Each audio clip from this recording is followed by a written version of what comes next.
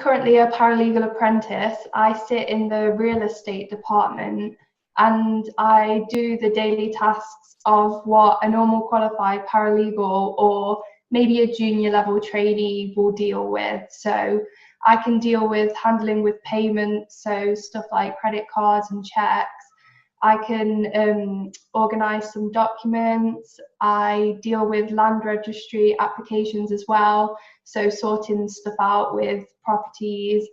And I also draft legal documents from precedents. Wow, I bet you never thought you'd be able to get involved with that much as an apprentice. So what drew you to the apprenticeship route? So I tried the first year at university, but I just sort of decided I wanted something a bit more hands-on that linked with what I was actually doing, so that what I was doing and what I was learning was related. So I just wanted a more practical approach, to be honest. Yeah, and apprenticeships are definitely the answer for that. 100%. What did your friends and family say when you told them that you were dropping out of university and starting an apprenticeship? At first, I guess it was a little bit of a shock to fully drop out of university. Yes. But they were definitely intrigued because my sister did an apprenticeship, so they knew the sort of vague details. But my stepdad especially, he absolutely loved the idea of getting stuck into real life work so early on in my career. So it didn't take much convincing for the family then? No. What about your friends? Were they thinking, oh, you're going to miss out if you don't stay at university, or? They were a little bit worried we'd miss out, especially I'd miss out on the university like social life, but I can definitely assure you I still have a social life. Probably more so because you're able to have the money to be able to do what you want. So how long have you been on your apprenticeship so far? I started back in September of 2019, so it's been about 4 or 5 months, I think now. Oh, so not too long then. So of those 4 or 5 months, what would you say has been your most memorable experience? I feel like one of the things that makes me proud of myself is getting, like repeat queries directly to myself rather than like the central team themselves, because it sort of shows me that fear and trusts me with their work. So that makes me feel really happy about myself. I can imagine, yeah, like you're not seen as just an apprentice, you're a fully fledged member of the team, no matter what your role is. Yeah. That's great. So we've had a couple of questions come in from the chat facility. Reese would like to know how you found out about this apprenticeship. In all honesty, I think because it was quite a few months ago, I think I just Googled apprenticeships and I noticed that Adelshaw had a vacancy available at the time. And there was a third party, I think they're called Get My First Job. And you can just create like a CV on there and it sends it straight to an employer if you're going to apply for that vacancy. So it was through that third party. Great. So yeah, I know there's a number of examples out there, such as Find an Apprenticeship as well, and the government website. So if anyone is interested, there's plenty of links, and just go straight to Google and I'm sure you'll find all the answers. Yeah. So I've had another question here, and Jenny would like to know, what do you want to do once you've finished your apprenticeship? I know you've just started, but what's the goal for when you're finished? That's a really good question. I always have a think about this. So there are a lot of options available for you. So you can qualify directly into a team of your choice as a paralegal and advance up through those different levels of seniority as a paralegal, or you can go on to start the solicitor apprenticeship. And I think in my case, I want to see if I can try and go for that solicitor apprenticeship, because that sounds really interesting as well. So I've not quite chosen because I've still got a few more seats to go through, but maybe that solicitor apprenticeship is the end goal for this paralegal apprenticeship. Yeah, and then who knows, like you could change your mind another 6 months from now. I know you guys get to meet a lot of people and experience a lot of different roles. So you may meet somebody and think, oh, actually, your job sounds really interesting, and completely change your mind. Yeah. Well, we're quickly running out of time. I just have one more question for you, and that is, what advice would you give to any students out there who are considering an apprenticeship or who just don't know if an apprenticeship is the right option for them? So I think the advice I'd give to them is that university, it isn't the only option that we have today, because apprenticeships are really becoming well known. And I guess university can suit some people, so it's perfectly fine if you prefer university. But remember that there's always other options like apprenticeships. So like with me, I just wanted that more immediate practical experience. So I feel like it's down to who you are as a person, what you want to do, whether you want that practicality so early on in your career.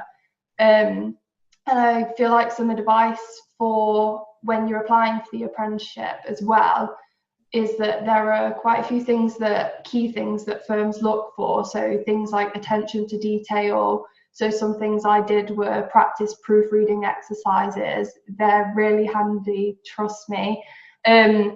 Stuff like communication, teamwork, and just sort of prepare yourself. They're not easy processes, but you can make it easier for yourself and make you feel a lot more relaxed if you do your preparation.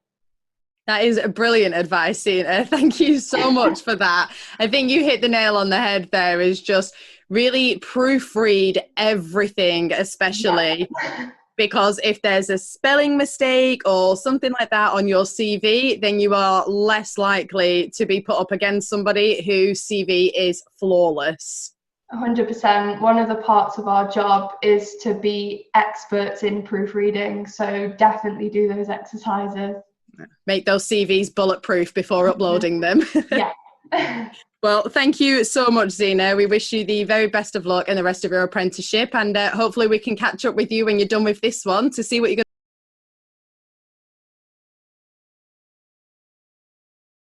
to do next. Thank you so much for inviting me to this. We'll see you next time. Bye.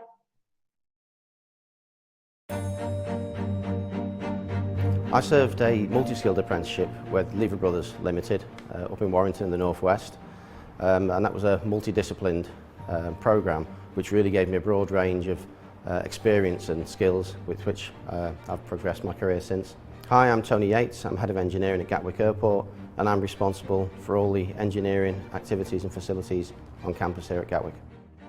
Today I was back to the floor with Ollie, working in the boiler house in South Terminal. One of the biggest complaints we get across Gatwick is people being either too hot or too cold, so clearly our boilers play a great part in the passenger journey. Today we did a ball drop test to make sure the tubes were clear on number 1 boiler, and we also tested the pressure safety relief valves, which are a key safety protection device on our boilers. Hi, I'm Ollie Turner. I'm a second-year engineering apprentice here at Gatwick Airport. My role is to assist with the day-to-day maintenance tasks. So I've always been interested in engineering ever since I was a child. I used to take things apart. My granddad would call me Demolition Man. My father's a fabricator. He used to be a cabinet maker, so I've learnt lots of skills from working with him on projects. And that's just really motivated me to come and work here at Gatwick in the engineering department. I think an apprenticeship's great because it gives you that guided learning experience and the practical skills you need to thrive within the work environment, and it's a great opportunity to earn while you learn. I would really encourage anybody, any young people, to apply for an apprenticeship at Gatwick. We've got a broad range of disciplines across the campus. It really is almost like a small town, Gatwick, and many people have had very long and successful careers here. Building a strong team is key. Anything's possible with good people, and what's really important is to invest your time. That's critical, so invest your time in your people. I'm proud that I've started as an apprentice, and it shows what can be achieved with determination and with passion, and it shows that the sky really is the limit if you can go from being an apprentice to the head of engineering.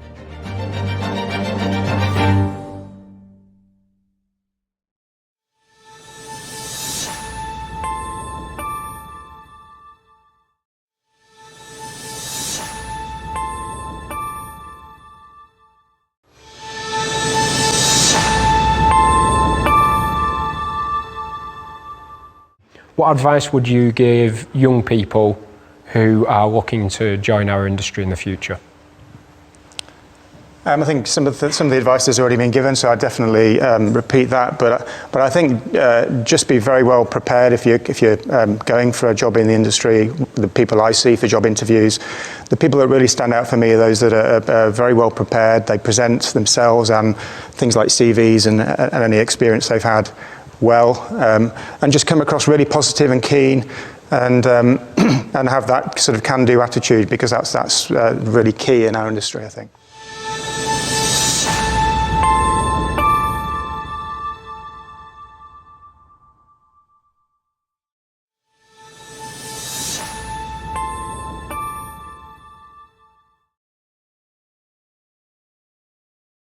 What advice would you give to a young person now who's maybe thinking of going straight into university and they don't have a clue about apprenticeships? What would you say about what advice would you give them, Tom? I think don't be scared, really. Don't follow, say, the crowd within everyone else. Do sort of your own thing. If you feel that work is where you want to be in life, to say, instead of just going to university to study full time, it's a perfect way to get your head down into a job, learning on-the-job training, if you like, really being in the environment that you work best in. Mary, have you got anything? Yeah, no, I agree with Tom. I think coming from sixth form, where a lot of my friends went to uni and I was kind of the only one that didn't really want to do that, it can be quite daunting to actually say, well, actually, no, I don't want to do that. I want to go and do something and I want to work full time. I think that's quite a scary thing to go ahead and do, but I think it's definitely paid off.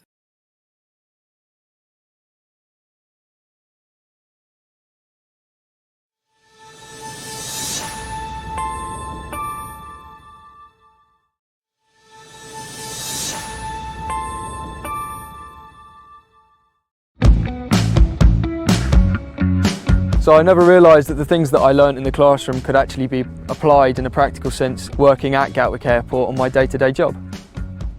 Hi, I'm Dan Pope. I'm a fourth-year engineering apprentice for Gatwick Airport. So I studied GCSE engineering at secondary school. It was one of my options because I thoroughly enjoyed taking things apart and tinkering. It's always been a passion of mine. My dad was a mechanic and I used to take things apart and play with cars with him, and he's taught me a lot. So a typical day for me is maintaining all services and equipment out on the airfield. That can be from the taxiway lights, the runway lights, or possibly the loading bridges that you walk down to get onto the aircraft. An apprenticeship is a funded education almost by a company. Gatwick Airport have paid for all of my training and development over the past 4 years. They've paid for me to undertake a BTEC level 3, which is equivalent to A-levels, and they've also paid for me to undertake a HNC now. And there's always scope for you to progress and undertake more. So I consider myself really lucky to have got an apprenticeship. But I mean, I think that's kind of glorified by the way that I put in a lot of hard work at school and really took an interest in physics and maths and the sciences themselves. I would encourage anyone to go for an apprenticeship. Absolutely, I think it's a great thing to do and would really benefit you. I never thought I'd earn this worth of experience in my life.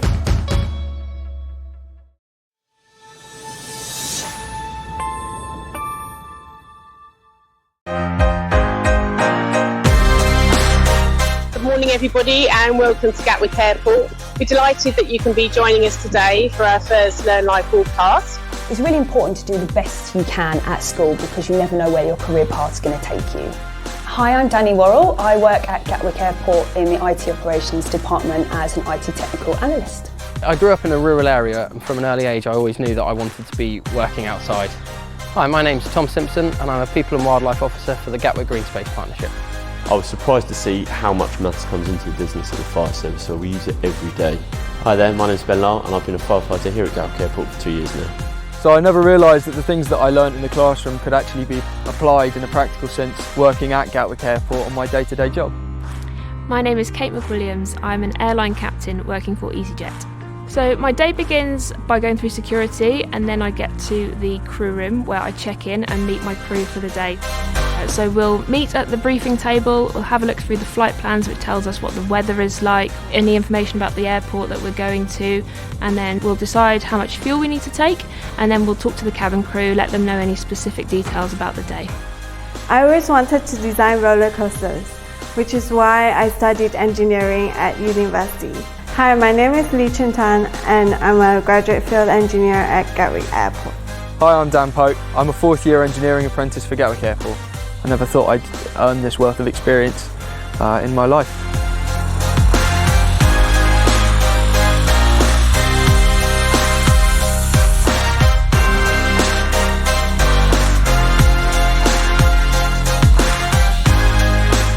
An example of a skill I learnt at school that helps me here at Gatwick Airport would be Ohm's law formula, where voltage equals current times resistance. We use that for calculating cable sizes.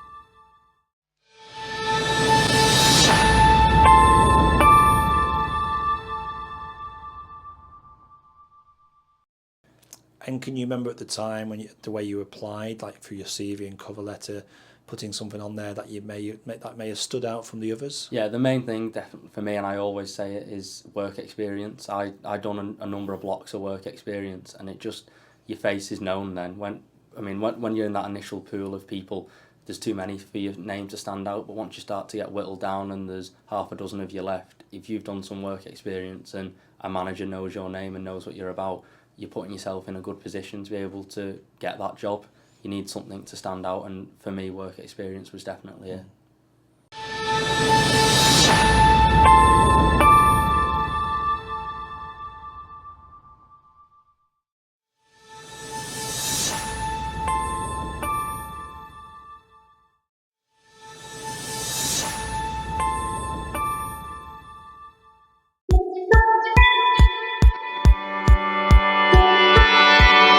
So my name's Jess and I'm the Senior Retail Performance Manager at Gatwick Airport. I'm Andy, I'm the Store Manager for World Duty Free at Gatwick South. So one of the most important parts of my role is working with our retail and catering partners to ensure that they have everything they need to succeed at Gatwick Airport. I spend a lot of time with the store managers walking around their stores, making sure that we have the right product in the right place at the right time. So really, there is no typical day for me. One minute I might be identifying problems that I need to fix on the shop floor. Other times I might be working with brands to create great service opportunities that will excite my customer. The skills required to do my role are a really good understanding of numbers, so maths is really beneficial. Another really important skill is working in a team. It's also really beneficial to have language skills, so if you can learn another language or multiple languages, that's always really beneficial at Gatwick Airport. So I started working for World Duty Free 14 years ago as a trading manager. I then got promoted to a store manager, which means I'd have total responsibility for the store and all the people within it. So to work within the performance team at Gatwick Airport, all of my team have got a lot of store management experience, whether that be catering or retail. It's really important that you understand how a team works well together, that you have a good understanding of numbers, and that you want to put the passenger first, because that's ultimately the most important thing. My advice to you, if you'd like to get into this kind of role at Gatwick Airport, would be to get as much experience as you can now. I worked from the age of about 14 in retail part-time, so all that experience becomes really beneficial when you start to go for full-time jobs. I love my role at Gatwick because it gives me the opportunity to enhance every customer's experience. I'd say there's no typical day at Gatwick Airport, every day is different, and I think that's one of the reasons why I love working here.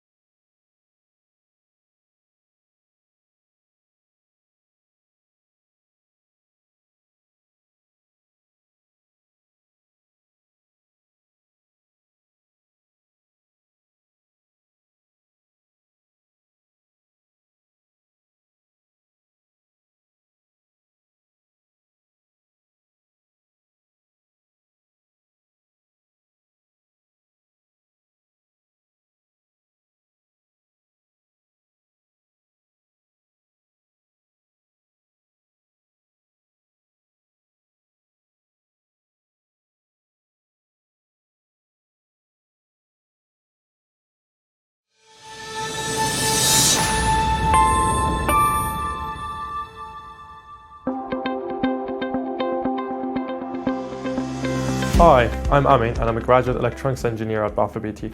When I was at school, I had a fair idea about what I wanted to do in terms of electronics and technology that I wanted to use, but I wasn't quite sure, I wasn't seeing that I would end up working in the railway industry.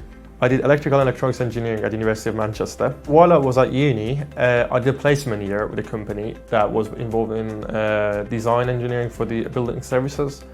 And that's when I heard about Balfour Beatty while I was working there. What I liked about Balfour Beatty was that they're more practical. So what I quite enjoy doing is electrical design, electronics design, but I also quite enjoy getting my hands dirty, doing the practical work, and Balfour Beatty is the place for that. I'm a product development engineer in the R&D team in the signaling department of Balfour Beatty Rail. So what I do is I help design the hardware that will form our measurement and logging products, and also I program them. I do firmware or software programming. I do deal with a lot of cutting edge technologies on a day-to-day basis. Things such as machine learning, embedded systems, Internet of Things, they're all used extensively in my role. One of the exciting projects I've worked on was a China-Hong Kong Express Rail Link project. So we were tasked with providing the logging equipment for remote condition monitoring of the point machines in there. And I was actually there for twice for a couple of weeks to commission and install these loggers. It was a fantastic opportunity. I hope after finishing the graduate scheme, I will be involved more in managerial roles, taking more responsibility for a full life cycle of a product development. Regardless of your skill set and your background, there will always be an opportunity for you in construction because it's such a broad industry. It involves so many things, so many different things that there will always be opportunities available.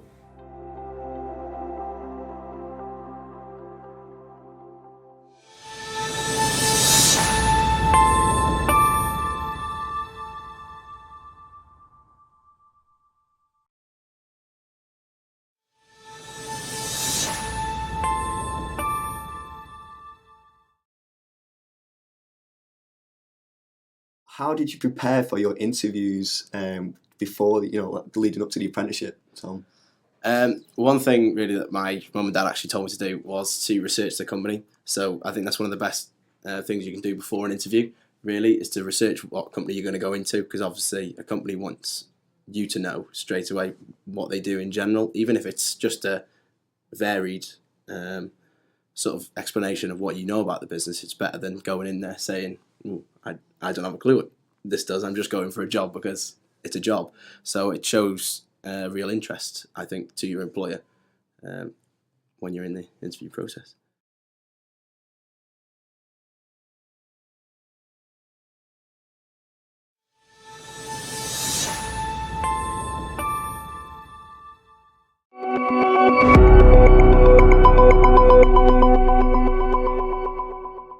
Tom, obviously your audience today, I think we're all hooked in. Can you give the audience some tips and tricks of how you applied in the recruitment process? As far as tips and tricks go for the bootcamp, which was mentioned, which comes before the interview, basically, I would say, don't be shy. If you've got a question, just fire it away, ask it, show that you're keen. And for the interview, definitely go on the Port website, do your research about all the different departments, not just the one that you're applying for. They want to see that you have knowledge about the business that you're going into, basically. Okay, thank you for that one. Interestingly, that your mum's been on the website, and at school you went down a different route. What did you know about apprenticeships when you were at school? Not as much as I knew once I started applying for the Port.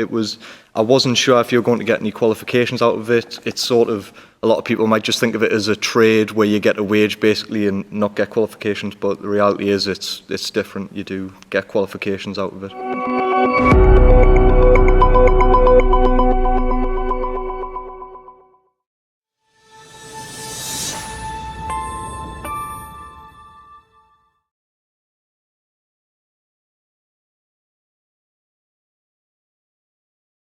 Hi, Sam and Imogen. Thank you so much for joining us for National Apprenticeship Week.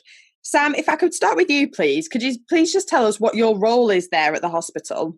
Yes, certainly. I'm a nurse associate apprentice.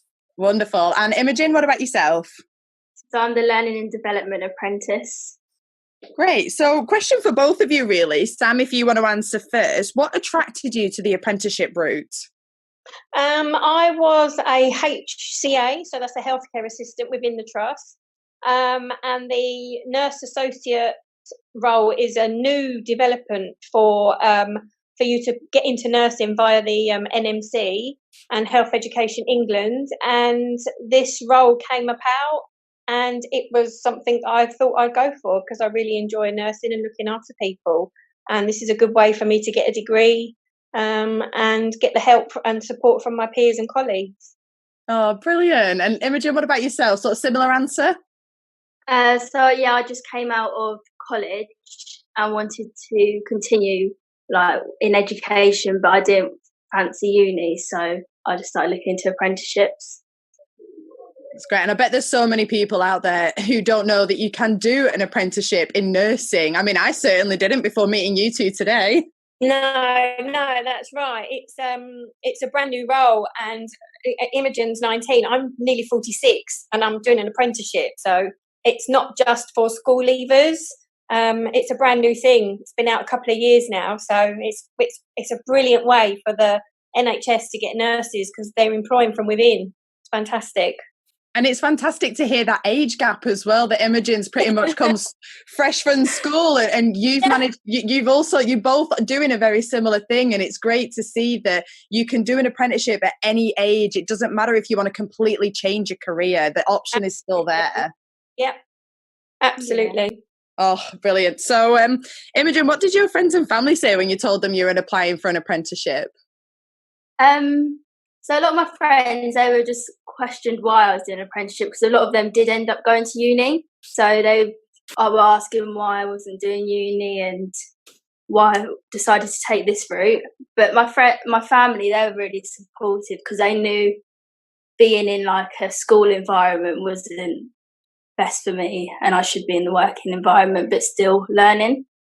And you think you've managed to change the minds of some of your friends that you're not in any student debt or anything like that? Definitely. We're learning while we're earning, so it's fantastic. Definitely. So, Sam, what's been the most memorable experience of your apprenticeship so far? I'd say my time at university.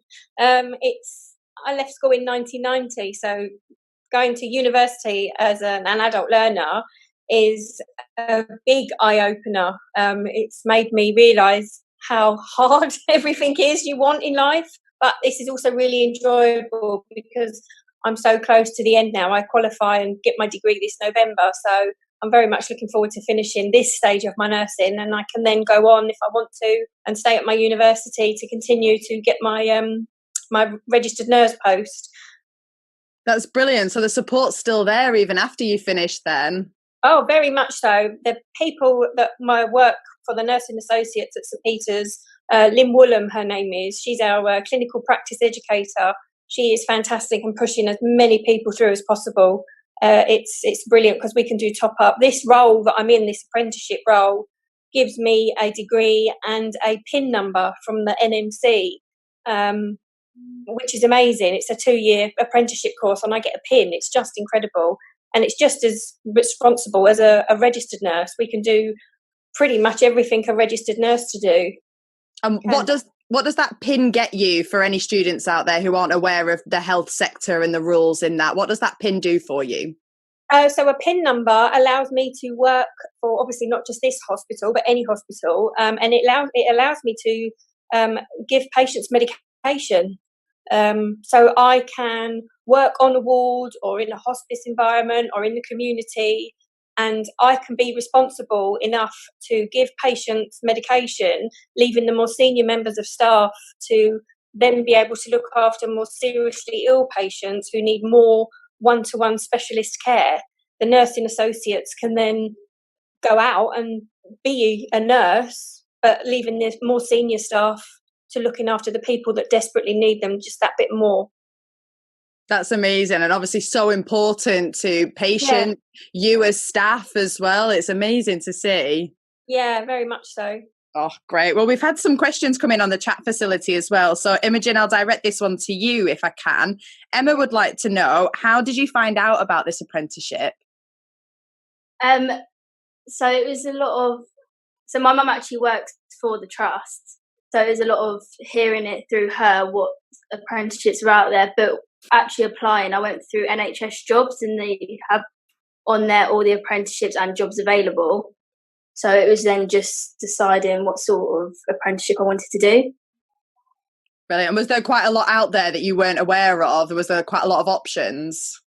Yeah, so now being in this apprenticeship, it's opened my eyes to a lot more apprenticeships that they do, especially at Ashford and St Peter's, that I wouldn't have even considered before. But now seeing what there is, there's so many apprenticeships out there that you can just come straight into. Yeah, I think for me, from the knowledge I have from speaking to all the apprentices through National Apprenticeship Week, is the most important thing, that if you go to uni, you are setting yourself to only do that. Whereas doing an apprenticeship, you can try out so many different things. You could do an additional apprenticeship. I mean, Imogen, if you find something you like more than the apprenticeship you're on, you can just go and try that out as well. Yeah, from this apprenticeship, I've actually had the opportunity to look at other apprenticeships. And once this is finished, I'm hopefully going to be doing a clinical apprenticeship, which I never would have known about if I hadn't been in this role. So that's actually another question. Matty would like to know, what would you like to do once you finished your apprenticeship? So Imogen, tell us a little bit, what is that clinical apprenticeship? What does that involve? So it's an ODP apprenticeship, which is a theatre practitioner. So I'll be in, so it's like a theatre role. So I'd need to get my care certificate and then eventually, hopefully, be applying for that apprenticeship in September. Oh, brilliant. Well, good luck with that. And Sam, what about yourself? What's the hopes for when you finish in November? The hope for when I finish is that we qualify and get a Band 4 post. So my hope is that my trust will give me the Band 4 post that I've worked 2 hard years for, and then I can hopefully set work somewhere within the trust, within a sort of a palliative role.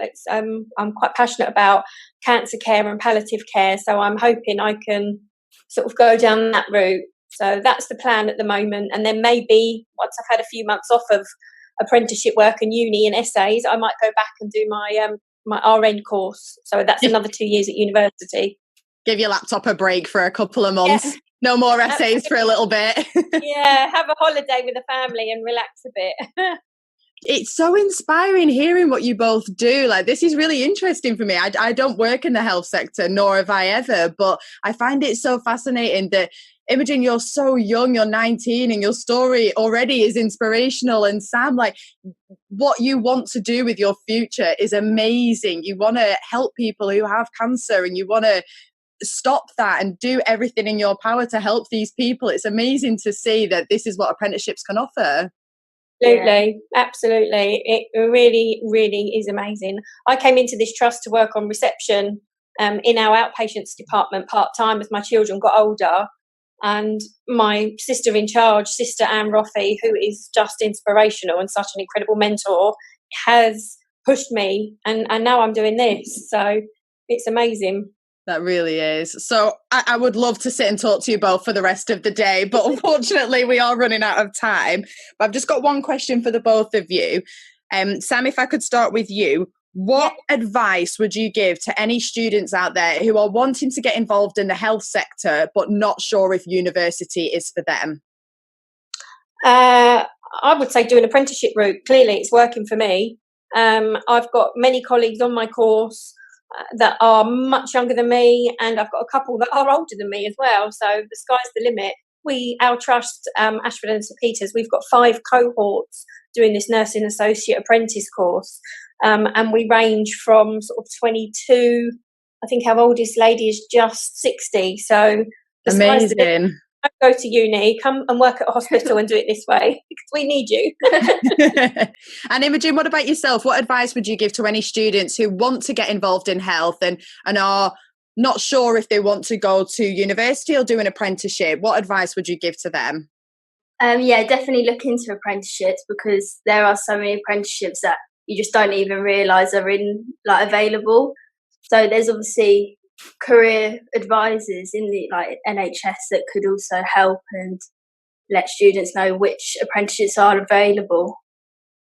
Brilliant. That's great advice from both of you. Thank you so much. And good luck to both of you in the rest of your apprenticeship. I know you're both due to finish very soon, which is exciting. So very much. Hopefully we can catch up with you when you're both fully registered and see where you're up to and see what you're doing. Thank you. Thank you. Thanks.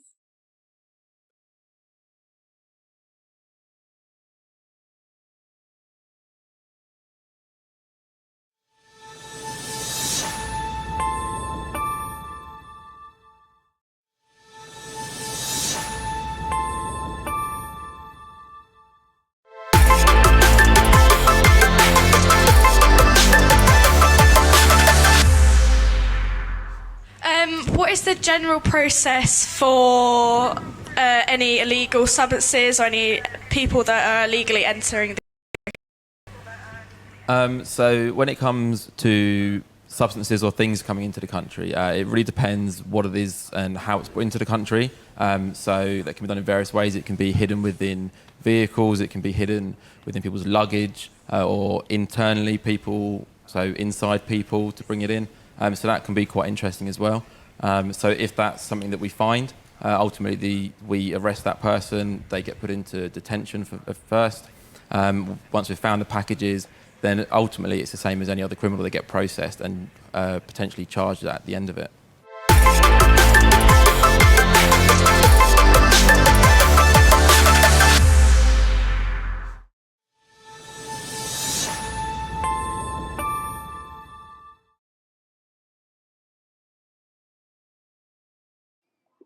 How long does an apprenticeship last? Again, apprenticeships vary. So if you were to start at an intermediate level, that can be from 12 to 18 months, so a year to a year and a half.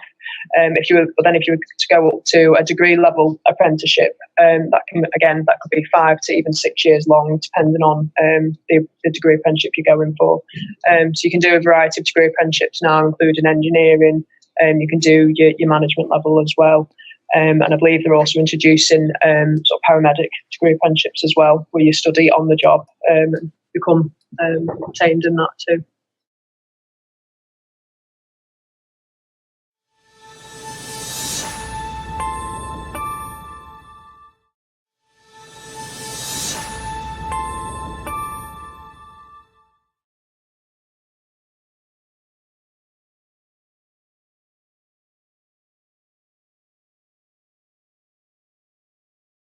This is a story about how I found out about being safe on the tracks.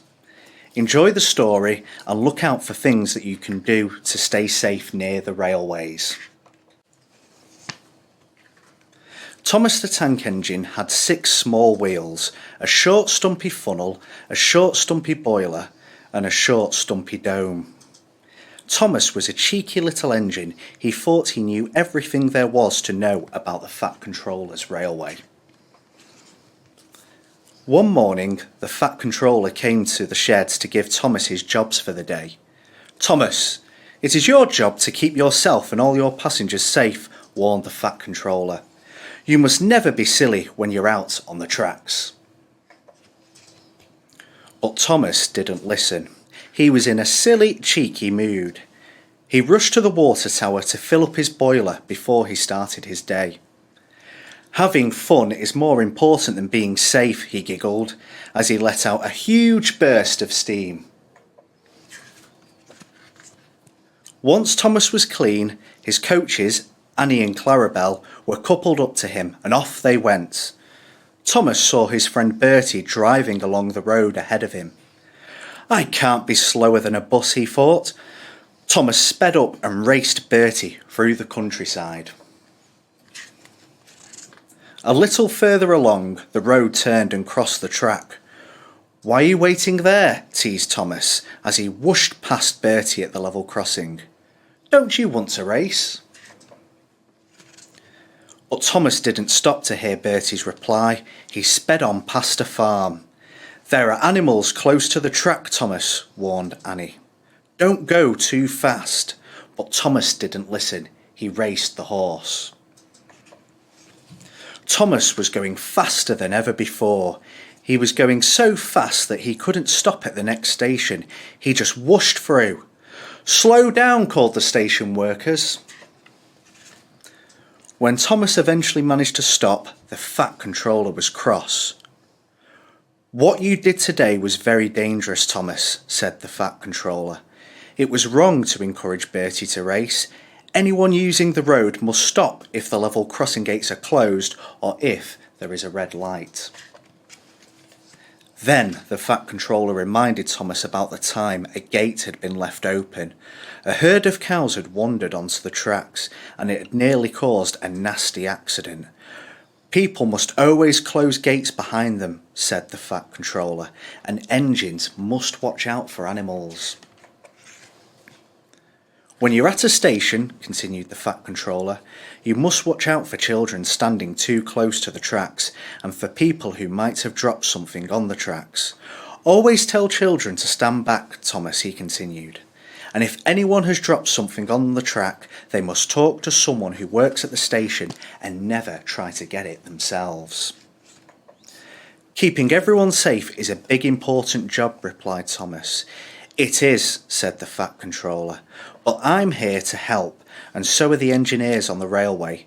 They work in all weathers to keep the tracks clear and safe for the engines and passengers." As the stars came out and Thomas made his way back to the engine sheds, he knew that being safe and reminding passengers to keep safe was the most important thing of all.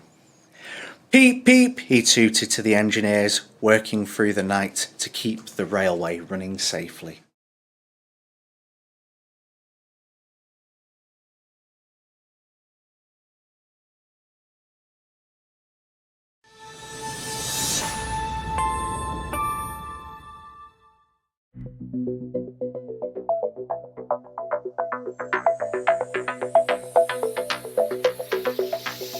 Chris, could you tell us a bit about what your role is?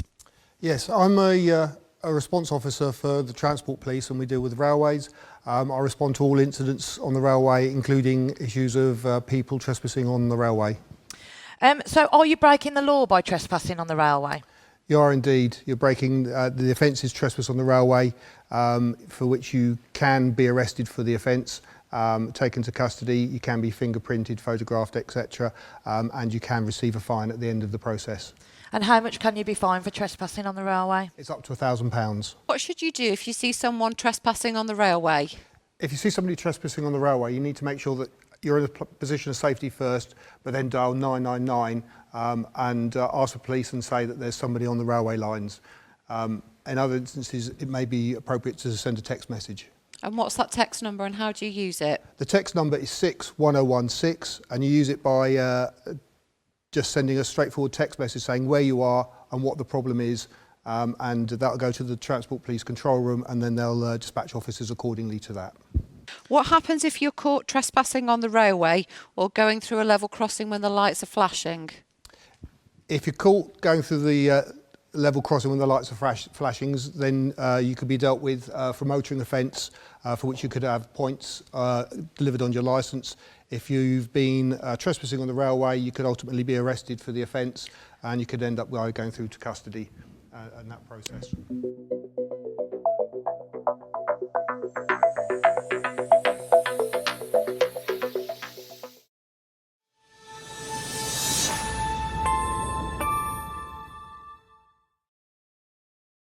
My name's Anthony Spikesman. I'm a year 3 out of a 4-year apprenticeship. The skills that you'll learn through the apprenticeship vary depending on where you work. You'll get such a wide range of skills, from fault finding to working with your hands, a lot more hand tools, machining. You learn so much on so many different systems. My name's Dibsy Frankland and I'm my 2nd year of the apprenticeship. So I study mechanical, electrical, electronics and controls. We're at college for the 1st year full time, and then our 2nd and 3rd and 4th year are day release. So we do a BTEC and NVQ, and in our 3rd and 4th year we get the opportunity to do a HNC if we so wish to do that. You learn a lot of skills which help you with jobs you have to do elsewhere as well. So it's quite nice because it gives you kind of foundations for life. The thing I enjoy most about working here is not only the different things I get to work on, but the amount I get to move around. Working on so many different departments with so many different people, I think is the best way to round you out as an engineer as well as a person. To get into engineering, I think the best thing to study at school would be maths, English, science, and then a technical subject. Outside of Gatwick, we get involved in a lot of STEM activities. We do Big Bang every year, so we've got the Archimedes screw. We built a smaller version of that, and we explain it and tell younger kids what it's like to work in engineering. It's by far one of the best apprenticeships out there.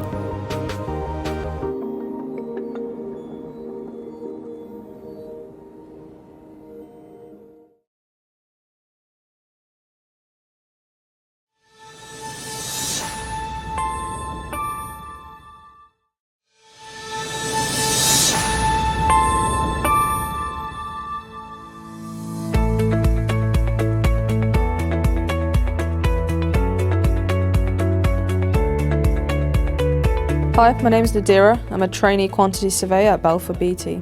Currently working on Telford Footbridge project. My day-to-day activities vary. I could be out on site measuring stuff like surfacing, using a wheel. I could be at my desk filling in applications for payment for subcontractors, could be in meetings. It just varies, it's different what I do. My name's Patrick and I'm a trainee site engineer for Balfour Beatty. I really enjoy this job. And it's very rewarding. Day to day I'll be doing setting out, ordering materials, generally ensuring that we're building things correctly. On occasions I have had to do design briefs for temporary works. So temporary works are things that help us to build the design, the permanent works. So that's quite interesting and it carries a lot of responsibility. Hi, my name's Alex. I'm a trainee quantity surveyor for Balfour Beatty. As an apprentice on this project, I've been involved in the procurement for the project, so getting a lot of the subcontractors on board who build the job. I've been involved in a lot of, assessing the payments owed to them, that kind of thing. I've been involved in our applications to the client, so what money we're going to get paid. I've been involved in managing change, so measuring that change and advising the client on the cost of that change, and also a lot on the cost reporting of the project. Day to day, if I'm out on site, setting out, I'll use a variety of measurement tools such as a total station. I'll use an automatic level. Total station I use to measure angles and distances. Automatic level I'll use to measure heights. I'll also use a cable avoidance tool to detect buried utilities. I use an iPad to have access to the project's information on site. I'll also review drawings on there and other specifications that we work to. After I get my degree in quantity surveying, I'd like to move into a more managerial role and into a role where I can go and influence women to move into the industry. At the moment I'm in the last year of my degree, so I want to finish my degree, hopefully get a first, which is the top grade, and that will then let me focus on developing myself as a site engineer. I'm now 3.5 years into the 5-year degree of my apprenticeship, so I'd like to just continue developing. Big goal for me is finishing my degree, and beyond that I want to sort of be commercial lead on projects and then move up the ladder from there. I think the best thing about working at Balfour Beatty is the amount of support that you get. The people around me are really concerned with my professional development.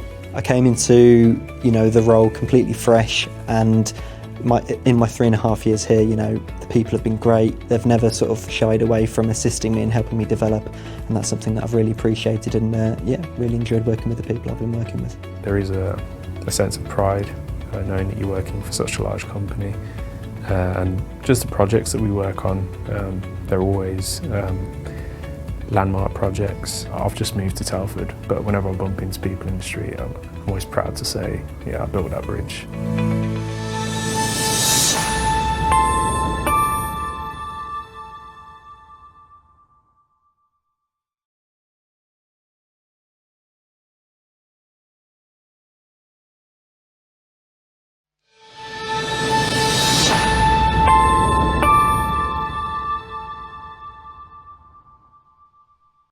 What would you say what it means now to you, what construction actually means to those young people?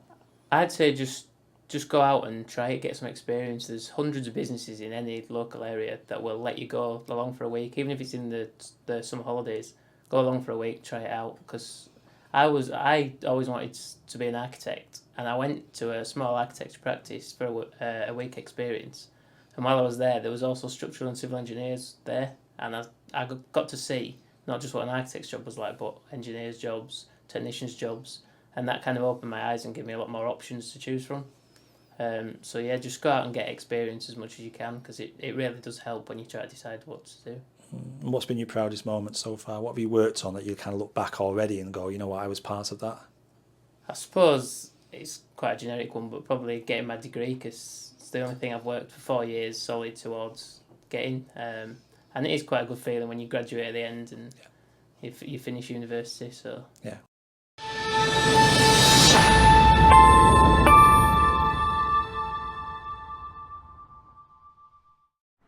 This video helps make the proper hand washing technique more memorable for little hands.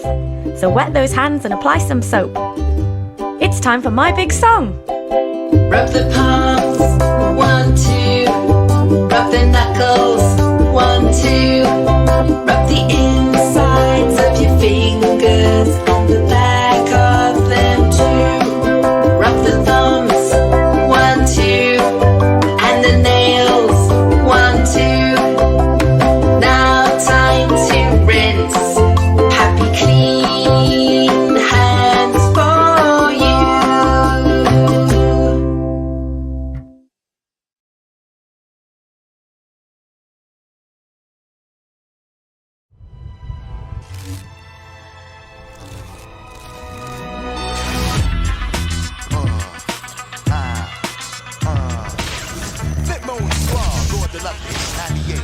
Check it out, yeah. What y'all wanna do? Don't you know we always coming through? Me and my crew, let me hear you say fire up! Say fire up! Fire up a career and find out what an apprentice can do for your business. Search apprenticeships.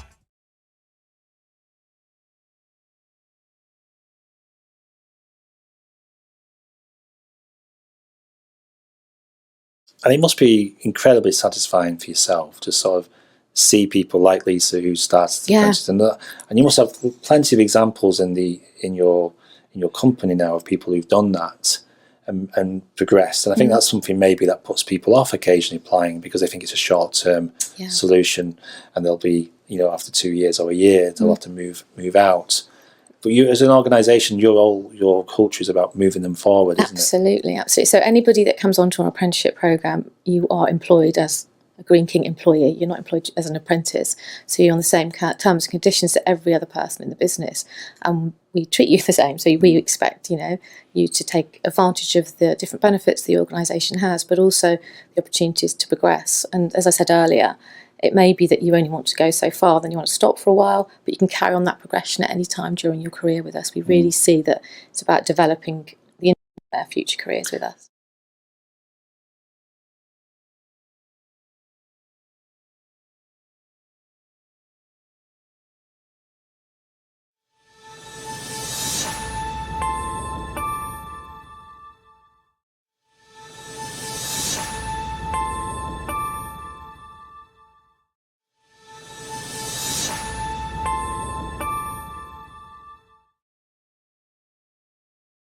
From a student, we got a question in from Mr. Lowe's class. What advice would you give to students who want to get into this industry? And thank you for your question, Mr. Lowe. It's a great question, actually, isn't it? I mean, obviously you can do work experience. Is there anything that's quite close to your role that you think, if you did that as a job, as a bit of part-time job, it's actually training you for this role? Is there anything you can think of, Matt? Well, good question. Work experience wise, you can get work experience and come to airports. You can come to Gatwick, because Gatwick Airport do work experience. You can ask A&S, my company. You can ask NATS. You can go around and see places. You can, for example, if you're interested in aviation, you can go to local flying to local airfields around you, Blackbush, places like that, and they have assistants in the tower. I did that when I was 16, 17. On a Sunday afternoon, I'd go and work, and it just gets you understanding what air traffic is all about. Obviously, it's very different for private flying to commercial flying, but the principles are all the same. What we're looking for are people who have an interest in aviation. You don't have to be an Uber geek like some people I work with are. You just need to understand what the planes do and the practicalities behind it. Any sort of job that challenges you. So, for example, it may sound dark. If you're working in a bar, for example, as a summer job, you're actually doing quite a lot of multitasking. You're talking to the customer and you're dealing with, remembering their order and put something in the till. It's that sort of understanding you need.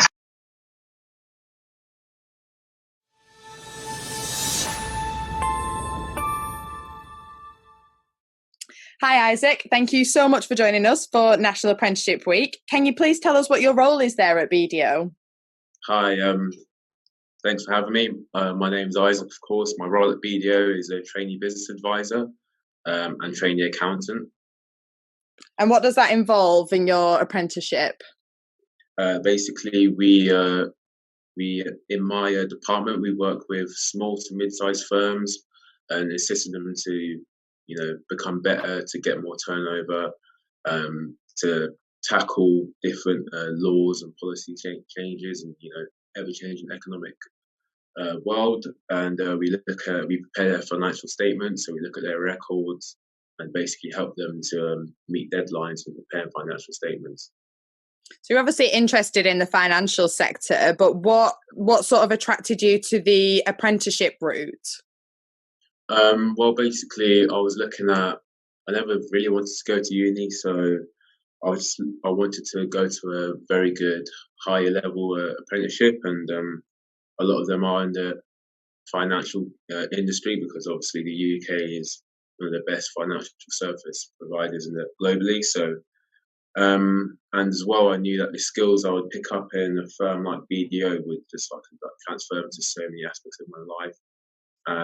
So that's what really attracted me, and also the ability to actually help people and have a real world results, and helping firms and knowing your client. That was very rewarding for me, and I wanted to do that. Great. So you're obviously a big supporter of apprenticeships, but what did your friends and family say when you told them that you weren't going to university and that you were going to do an apprenticeship? Well, at first they were very skeptical. Obviously, I come from a working family, and all my family are first generation migrants from West Africa. So education's quite important there, obviously, to get out and to survive. So obviously coming to the UK, when I was very young, so much opportunity here. So university wasn't really, apprenticeships wasn't really a thing back then when my mum and dad were around my age. But obviously, because my dad works in a global tech communications firm, and my mum works in a big banking firm, apprenticeships are, they're aware of apprenticeships, obviously, because those firms both are pushing it a lot. So they knew they weren't, completely dumb to it. So when I told them about it, at first they were just, quizzing me, making sure if it's right for me, and then I just involved them more. When they started to see I was serious about it, they just started helping me. And actually, when I got this job offer, they were so happy. I still remember the look on their faces. It was great there. Oh, so you've converted them then? Yeah, I did actually. Yeah, but they always just wanted the best for me, so I just had to, show them, they wanted the best for me. So as long as I was able to articulate the pros of this apprenticeship, they were going to help me. My dad actually helped me get this find this specific apprenticeship at BDO, because I was looking around, of course, at the start. So, yeah. Oh, that's great. So how long have you been on your apprenticeship so far? Well, I've been on it since early September. So that's probably that's 5 months now, going to my 6th month here. So not too long, but have you had, what would you say has been your most memorable experience of your apprenticeship so far? Probably, there's been quite a few, even though I've only been here for a short while. I'll just go say a few off the top of my head. So obviously, when everyone joins, we do this thing called induction week for apprentices, and you meet people from all around the country, even from different countries, who have come over to work for this firm. and that's amazing because you're all newbies, you're all nervous, but you make connections that can last your whole career. Like I'm still in contact with people from up north, and to this day, planning on going to meet up with them, soon. That's one of them. Another one was when I was my first interview here. I actually met one of my good friends here at the firm at that interview, and then when we both got the job role, we kept in contact on Facebook, and now we're both going through the ranks here at the firm, which is pretty memorable because I feel like I've made a good friend and a good colleague for a very long time just from that first moment. And then Christmas party, that's just a few so far. Hopefully there's many more. So you definitely not missed out on the social side, not going to university then. It sounds like there's quite a big social scene at BDO. I wouldn't say I'm not missing out, but it's not extinct. It's not, it's not very, it is what you make of it, obviously there's that side to uni, but then there's loads of pros to apprenticeships, and you just gotta, find out what's best for you. It is what you make of it at the end of the day, so you don't have to be completely alienated if you're doing an apprenticeship. No, definitely not. So we've had a couple of questions come in on the chat facility. Oliver would like to know how you found this apprenticeship. I found the apprenticeship. Well, there's a couple comparison sites. Like, for example, if you go on Indeed, you can find a job and stuff like that. So there's a couple of apprenticeship comparison sites like Rate My Apprenticeship. I think that's one of them, and a few of them. So I was just looking for filtering the apprenticeships to a higher level apprenticeships, that's like degree level or equivalent, and then filtering it to things that I felt I could do or things that followed my A levels, and that's how I found obviously BDO, and then I just went to their site and I went through that process. So that's how I found it online. Great. Another question we've got is from Abby, who'd like to know, what do you plan to do once you've finished your apprenticeship? I mean, you've only just started, so you're not expected to know. Years, yeah. What do I plan on doing? Well, I want to be, one of my goals in life, of course, I think should be everyone's goal, to be financially free. I want to be creatively independent. I want to be kind of, maybe not my own boss, but just free enough to be able to do what I like and generate an income from that. So I'll definitely use the skills that I have picked up in this apprenticeship to lead me down that route. So yeah, that's all I'm going to give away. Sounds like a good plan. Yeah. Unfortunately, we're running out of time, but I just have one final question for you, and that is, what advice would you give to any students out there looking to apply for an apprenticeship? Basically, advice I would give would be just know your passion or just something that you're enthusiastic about. Evaluate your options, weigh out the pros and cons. Prepare yourself and get advice. Always get advice. You have to go through this pivotal moment in your life alone, and don't just remember that an apprenticeship's almost more harder to acquire than university, because university you're paying them and they've got this amount of people they want to let in, but the apprenticeship they're paying you and they're paying for your studies, so you've got to know what you bring to the table, and obviously just do it. Don't look at just the money aspect. You need to look at something you're passionate about, so you can actually, when the going gets tough, you can stick it out. So that's the advice I would give them on the apprenticeship. It's a very good thing in this day and age. You should take advantage of it. That's brilliant advice. Thank you so much, Isaac, for joining us today, and the best of luck in the best of your apprenticeship. Yes, thank you for having me. Thank you.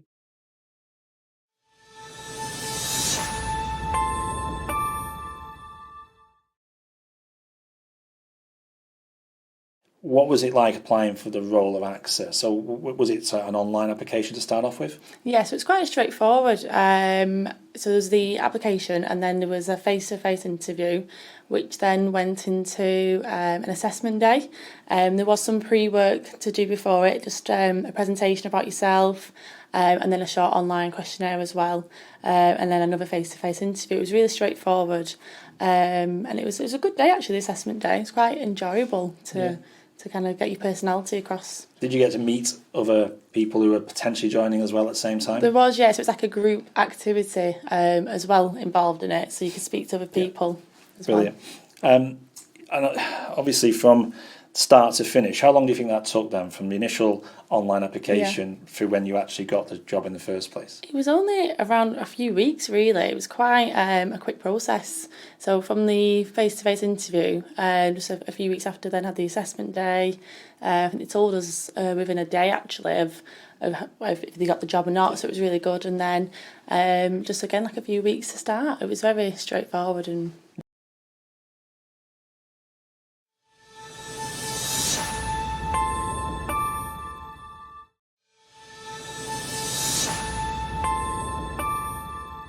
Jane, Balfour Beatty have been working with Leeds for a while now. So why is it that you ask companies like Balfour Beatty to make changes to road networks and infrastructure across the Leeds City region? Because Leeds is a fast-paced and vibrant city. It's growing at an immense rate. It's going to grow by 70,000 people over the next 10 years. That's 850,000 people in this city. They all need infrastructure, roads, schools, hospitals, homes, places to play and be outside. Yeah. So the need for infrastructure is constant and it's constantly changing. So, Matt, I'd just like to sort of expand on that a little bit more, maybe for the North or UK-wide. Yeah, so infrastructure is essential in economic growth and sustaining and improving our quality of life. If you just look at the North, and if you look at Transport for the North's ambition, and if they deliver their strategy by 2050, that will increase productivity by 4% by alleviating the congestion on the roads and improving the public transport system. Yeah. That'll generate £100 billion worth of GVA, which will create about 850,000 jobs across the North.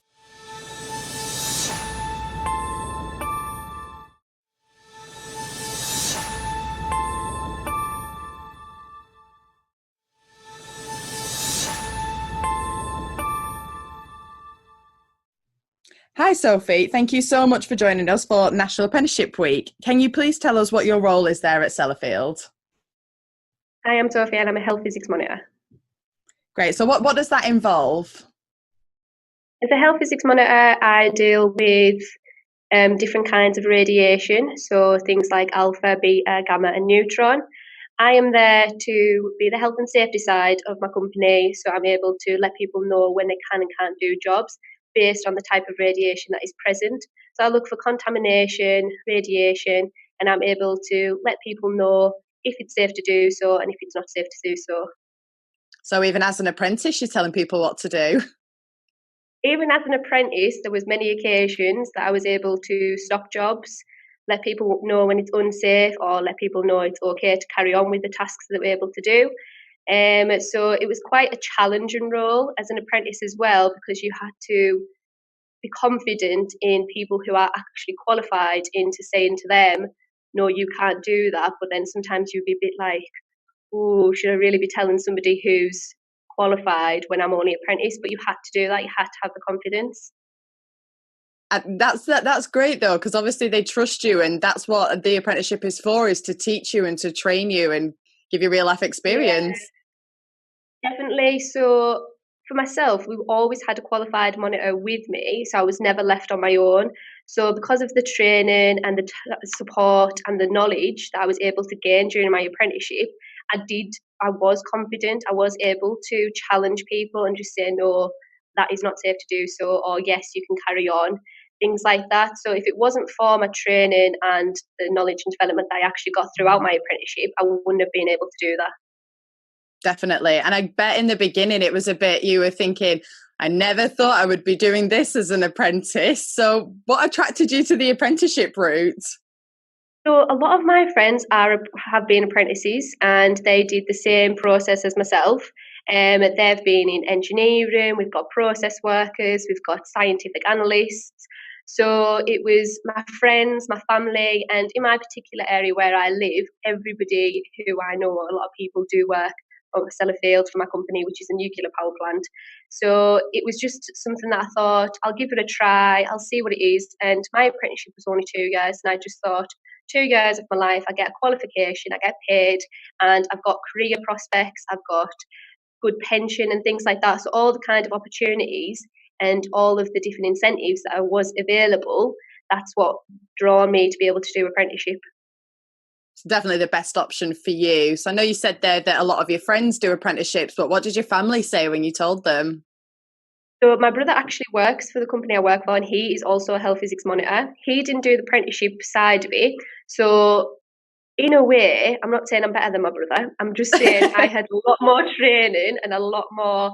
I got a qualification out of it. So I got radiological protection level 2 MVQ. So to do a 2-year apprenticeship, you get the background knowledge of the kind of things that you're dealing with, whereas my brother didn't get that. So he hasn't got as much knowledge in the sense of science, but more in the sense of experience because he's been there a lot longer than me.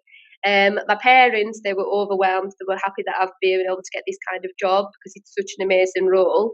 And for the company that I work for, it is great. It's a career. So I'm set for life in the place I am. Because with a health physics monitor, my site is being decommissioned. And for a health physics monitor, that is the best thing because now I've got a job for the next 40 years until I retire. Amazing. Oh, that's so lovely to hear as well. We love it when we hear about parents and friends and families who are so supportive of apprenticeships and actually get what it's all about. Definitely. So because of all my friends and everything, everybody knows you do apprenticeships. The max you do an apprenticeship for is 4 or 5 years. 4 or 5 years of your young life just sets you for the rest of your life, for the next 40 years that you're going to be working. So as well, the pay progression goes up every year you're an apprentice. So you may think you're going to be on a lower wage to begin with, but it's not actually that low as in to other areas of places. So definitely in the nuclear, we know that it is good pay, and then you get a progression, you get the training, you get the support, and a lot of your friends are doing it as well. So it's not like you can still go out with your friends and things because you're able to do so. Yeah, you haven't missed out at all, not going to uni and doing the freshers week and all the rest of it. Every apprentice we've spoke to has told us about what a lively social scene you all have. Definitely. I think with university in the climate that it is now, it is expensive, and you're coming out of university with a lot of debt. And for me, it's just knowing that I haven't got that debt to pay off. I don't have, fair enough, I don't have a degree, but certain apprenticeships lead you to a degree. So you can be getting paid by your company, have a daily release to be able to go to university 1 day per week and get a HNC, get a HND. I know some of my friends are actually doing masters now. So you don't have to go to university and go full time. You can do it based from apprenticeship and build your way up. Yeah, I mean, degree apprenticeships are definitely a great option as well. So there's loads of different opportunities within apprenticeships. So it sounds like you've done quite a lot already in the 2 years that you did your apprenticeship. What would you say was the most memorable experience? Most memorable. So for myself, during my apprenticeship, there were so many different opportunities. I've been part of the charity committee. I've been part of the apprentice council. I've done fundraising. I've done a lot of things for the company itself to promote apprenticeships as well. So because of all the different things that I've been a part of during my apprenticeship, I was nominated for the National Nuclear Scientific Apprentice of the Year. With Ensan, not too sure if you heard of it. Ensan, they deal with all the kind of apprenticeships and courses for nuclear as well as other courses around the country. So it was an amazing achievement for myself to be nominated. So I had to do an application for it. Once my application got through, I was actually a finalist. So now I'm just waiting to hear in March. I go to a ceremony in Manchester to find out who's the winner. But even just to become a finalist as a finalist for a Scientific Apprentice of the Year, it's just a very awarding thing for me. Definitely, it's incredible. Congratulations. Hopefully we'll be able to catch up with you afterwards and you can let us know how you got on. Oh yeah, definitely.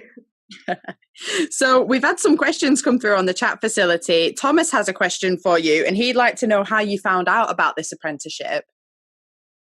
So where I live in Cumbria. So I found out just because of word of mouth, really, and as well, it's colleges and schools. So from the colleges and schools, they let you know that these opportunities are available.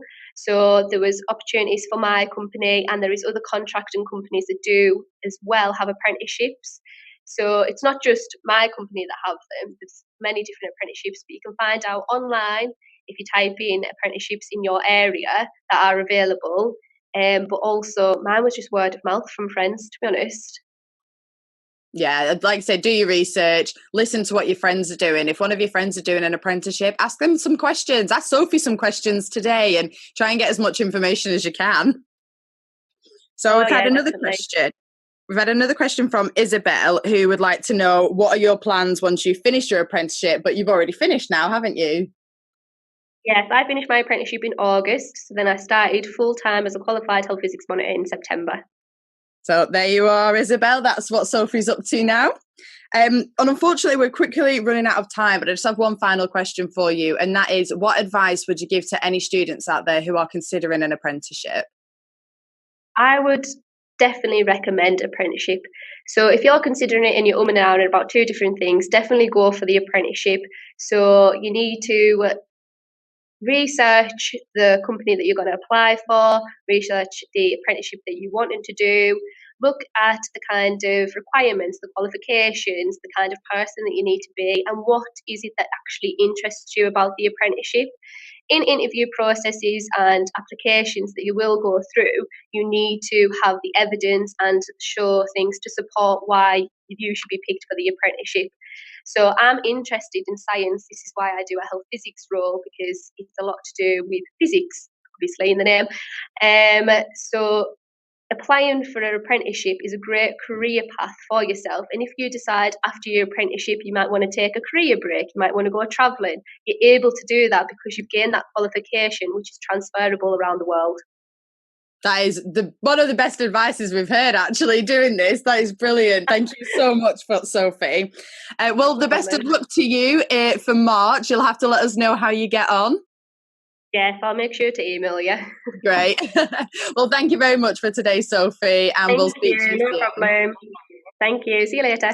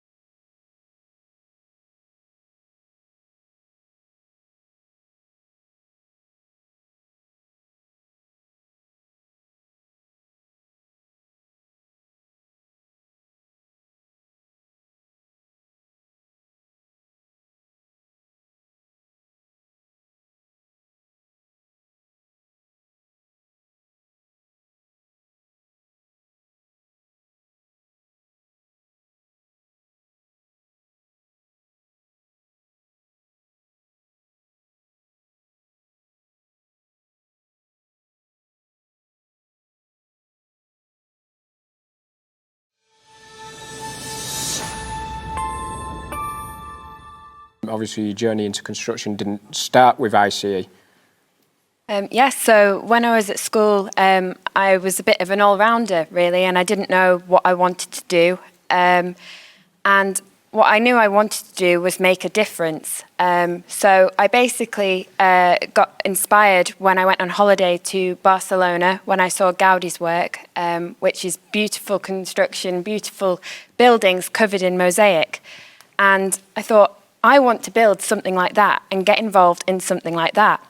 So I went to university, to the University of Leeds, and studied architectural engineering. And then when I graduated with a master's, I went on to work at Ryder Architecture, and now I work for Arc Engineers as a project engineer. Thank you very much. And is there anything, obviously inspired by Gaudi, is there any international structures that you've worked on that you're really happy with? So one of the ones I worked for in my previous job at Ryder Architecture, we did a high-rise building in Hong Kong. And obviously I had to think about space because there were so many people living in Hong Kong. You then had to think about how you were going to utilise that and make lives better for people.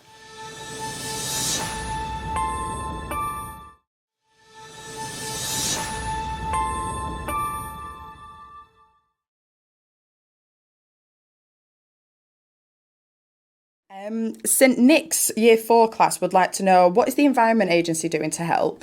Oh, the Environment Agency is definitely really passionate about helping to improve the environment. It's one of our tenants. We look after the wildlife, but also people. So definitely in what we do as a business, we make sure that we're reducing our single-use plastic, we reduce our carbon emissions. So we're working on reducing how much carbon we release as part of reaching the larger agreements that this country and all countries have a pledge to help meet.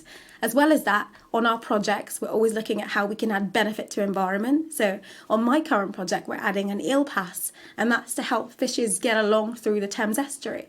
So I think that's really important, and everything we do at the Environment Agencies to help people and wildlife. So big or small, people can help. Doesn't matter if it's picking up litter in the oceans, on the beaches, or as big as Aya's just described there of what the Environment Agency are doing.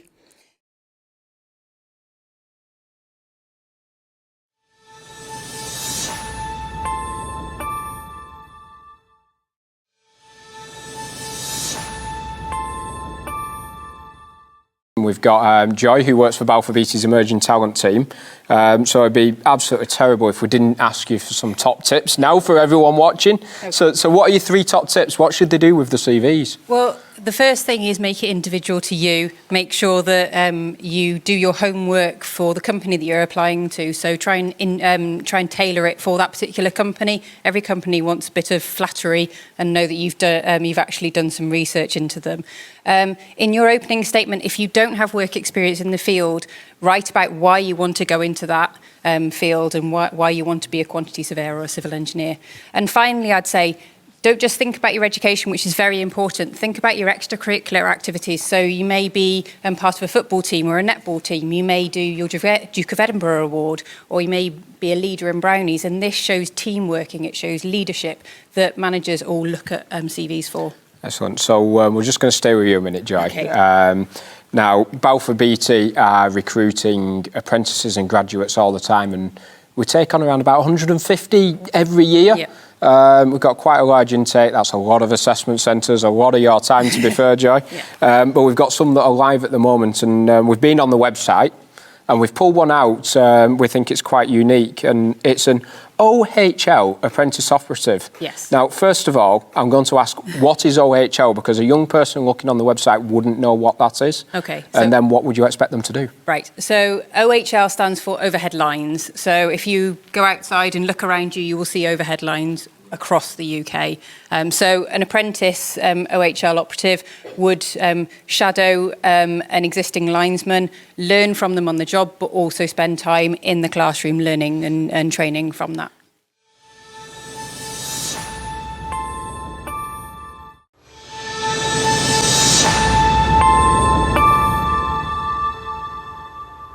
Firstly, for Nikki from South Cheshire College, and they want to know, when did you realise that you wanted to become an engineer? So, like I mentioned in my video, maths and physics were always kind of my subjects at school. And when I was because I grew up in East London, so at sort of around the time of year 11, things were going up for the 2012 Olympics. So I would literally walking past every day to go to school, and there was, crazy stadiums going up really quickly. So it was sort of around that time. And, it's everywhere you look now. Even in Manchester now, there's so much construction going on. So it's just sort of seeing the world around us. Like if you look upwards, there's so much you see. So that was sort of that sort of time.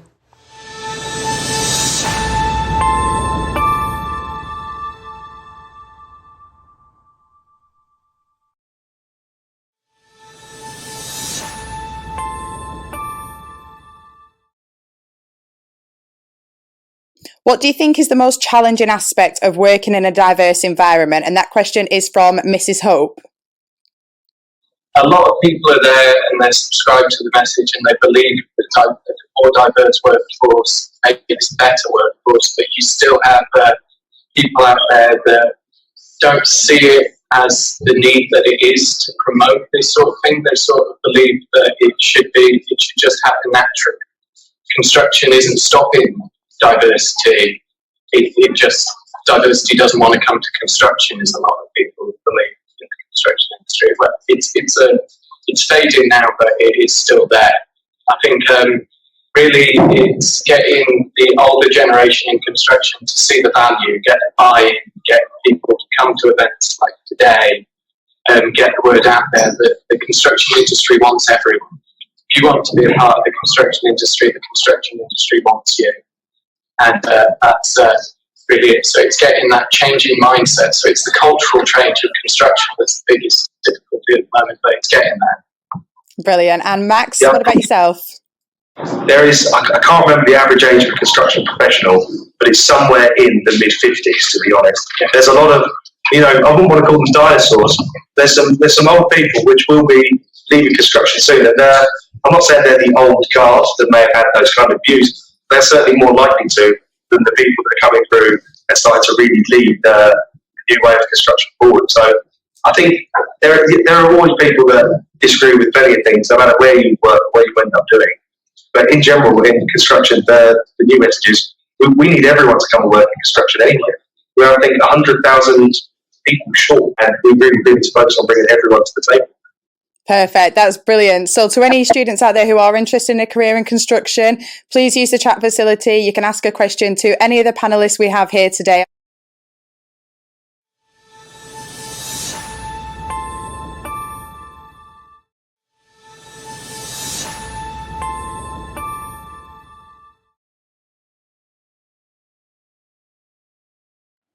What are the positives of doing an apprenticeship? I think a couple of them I've just said. I think it just opens your mind really to the opportunities that there is as an apprenticeship. So I initially started mine 6 years ago in business administration. And the reason I went into that was because I went and did 5 A levels, and then I was going to go to university, but I felt like I was sort of following the crowd, if you like, because that's what all my friends were doing.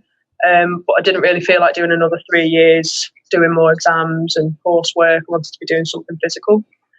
So I did that, but then as a result of doing business administration, I progressed on to leadership and management, and that's something I feel passionate about. So by doing that, I've actually realised what I want to do long term as well, and that's because of the experience I was offered from my employer in my apprenticeship. So I think that's another big benefit of it too.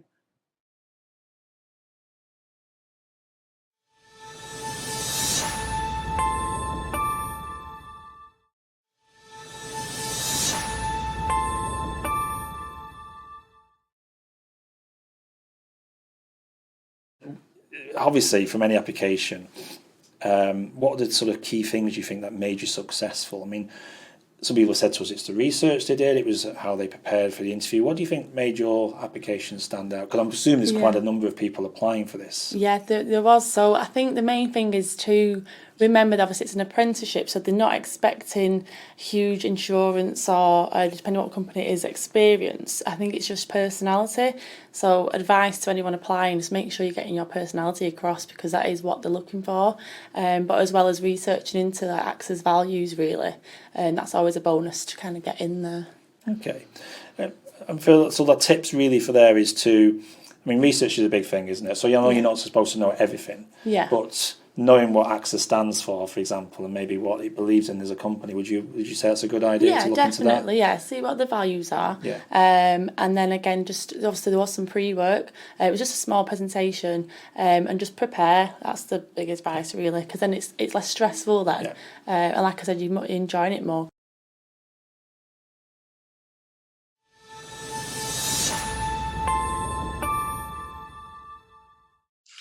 Hi, Aman. Thank you so much for joining us for National Apprenticeship Week. Can you tell us what your role is there at KPMG?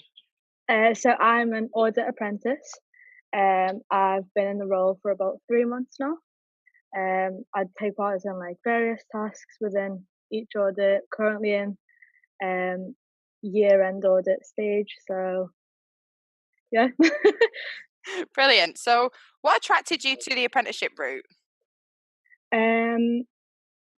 I think it's personal preference, but I don't like something I don't like. I like being more independent. I thought the idea of an apprenticeship would mean that I could study and work at the same time. So not only do I get money, but I also learn as well. So an apprenticeship was kind of like fit in what I kind of wanted for the future. And I thought that doing an apprenticeship would get me where I wanted to be in the quickest way. So I decided to just take the apprenticeship instead of university. So what did your friends and family say when you told them that you weren't going to university? Were they shocked or were they supportive of the apprenticeship? Well, I did apply to university, just usual UCAS process, but it was quite a surprise that I'd actually even looked at apprenticeships, because I hadn't really mentioned it to my family and friends or anything. But then when I sat my parents down and kind of told them about, like the pros and cons or whatever of it, they kind of understood why I'd even started looking. So yeah, they were definitely surprised, but then they definitely seen the benefits of it once I had told them more about it. We seem to hear a lot of that on when we do these interviews with apprentices, where initially their family are a little bit skeptical and they're not sure why someone would go to do an apprenticeship. And I think it's great for people like you to come on here and explain to people that it is a viable option and it's such a great experience and you can earn while you learn. And as you say, you get so much more independence from doing an apprenticeship. Yeah, totally agree. I think it was definitely a concern that I wouldn't, I may have, like, it might impact my future if I don't have a degree. But then I still get the same qualifications. Like, if anything, I get them quicker than a university student. So I can understand the whole surprise concept or concern concept that my parents had, but once you explain it, once you really look into it, like, I don't understand why anyone wouldn't go for it, because honestly, it's probably the best thing I've ever did, to be honest. Oh, that's brilliant to hear, and I'm sure 3 months in, you've already changed all their minds. Yeah, definitely with the things that I've been doing the past 3 months, like how I've progressed and changed. It's like completely different. So they're very, very happy that I ended up taking it. Oh, that's so good to hear. So I know you said you've only been there for 3 months, but what's been the most memorable experience for you so far? So we've been quite lucky in that, like, as apprentices, like, we get given opportunities and stuff. Whether you take them or not is your own preference. But I spoke at an event with like different corporate companies, like directors and all like senior people were there, and I spoke for about half an hour on like my experience as an apprentice. Again, kind of similar to why I took an apprenticeship and like how corporate companies can enhance their apprenticeship schemes in order to, like, make it more accessible for different diversities and different groups of people. But I'm very, very lucky that I actually took that opportunity to do that event, because it's definitely the most memorable thing. And then people coming up to me afterwards, like directors of like all these big companies that I'd heard of, just being like asking like different questions and being really like interested in to hear like what I had to say and how I could like give tips and stuff on how they can improve their own apprenticeship schemes.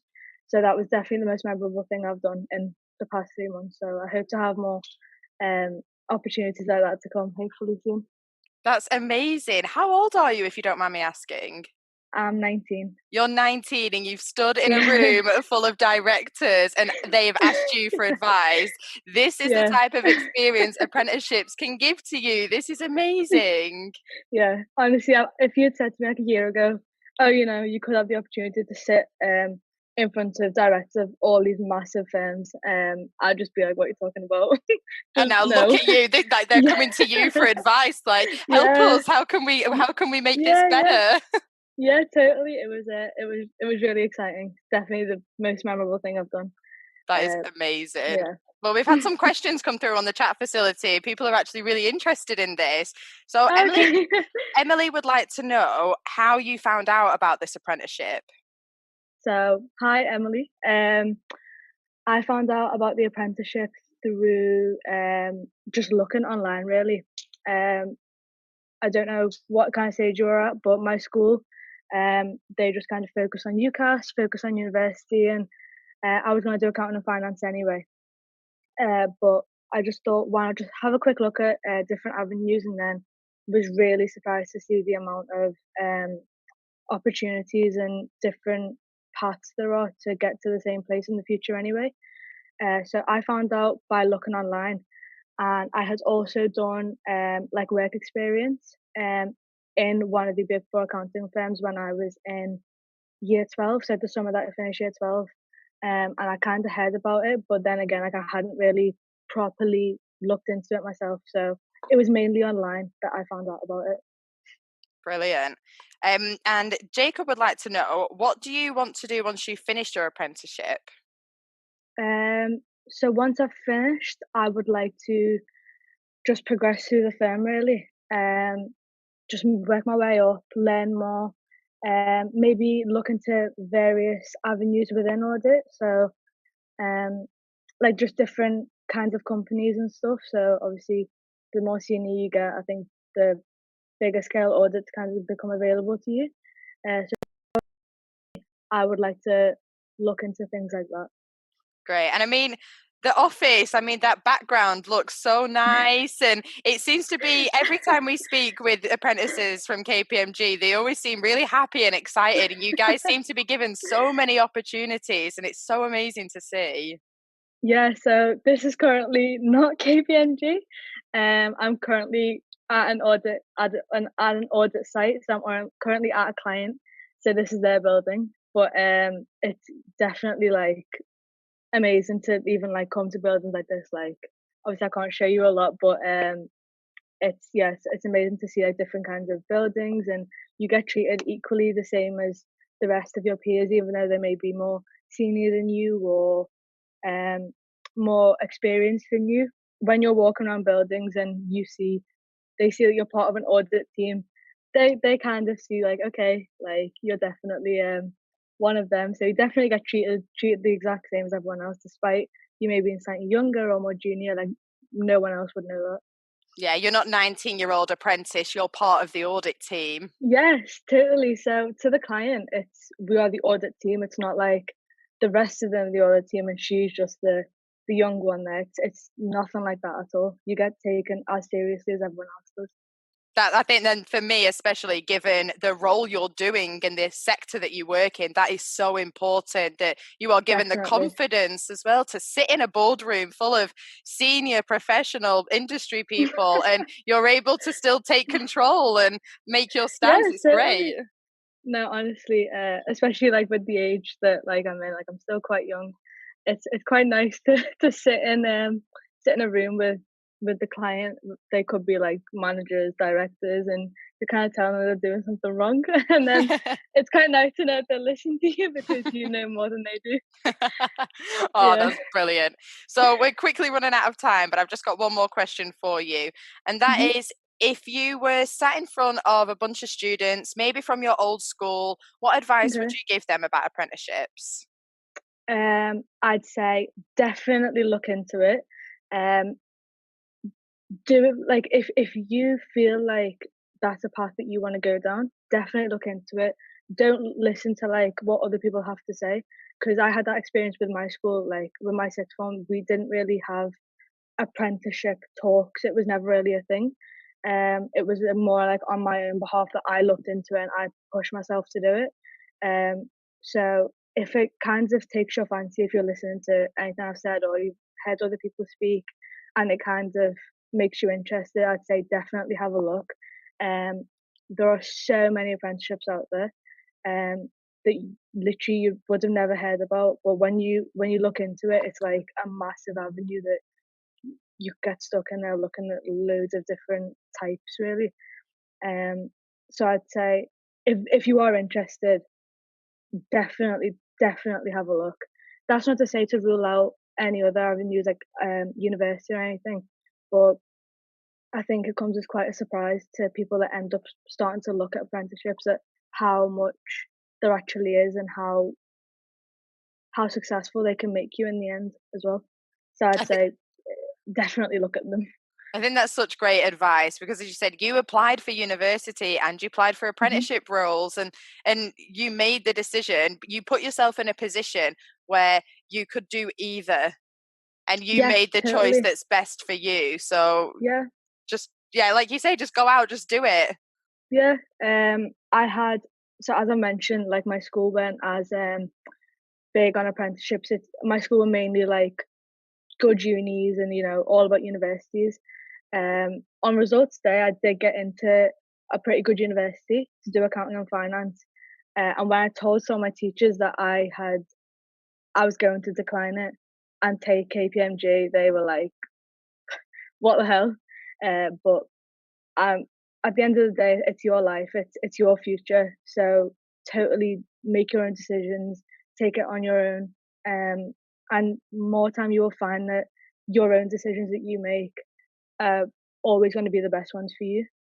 So yeah, definitely. I think you've changed the thought process for a lot of those teachers as well. Hopefully they're watching this broadcast now. This is what happens when you do apprenticeships. It's not a bad option. It's a really really amazing option to take.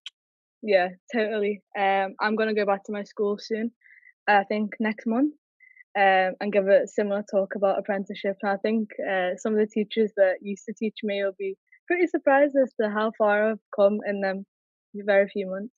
Oh, great. Well, yeah, we'll have to catch up after that. You have to tell me how it goes. Oh, definitely. I'll let you know. Oh, well, thank you so much, Amanda. It's been great speaking to you today. Good luck with the rest of your apprenticeship, and I hope you are so successful in whatever you choose to do. Thank you so much.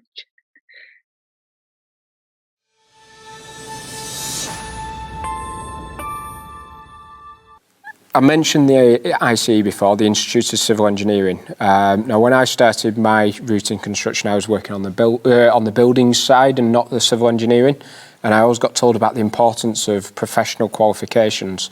So could you just explain what it is the ICE do and why are these professional qualifications important for people? So the Institution of Civil Engineers actually helps to change and improve lives and change the world. And if you think about it from a very basic point of view of when you wake up on a morning, you turn your light switch on, you turn your tap on, you go in your car, you drive down the street, and you're driving on the roads, you're using rail that you might need to get to in the morning. And basically it's a professional body that helps to show that you can improve yourself, not only and develop in civil engineering, it also helps to input into the codes of practice and things that we use on a daily basis to help improve those lives. Excellent, thank you very much.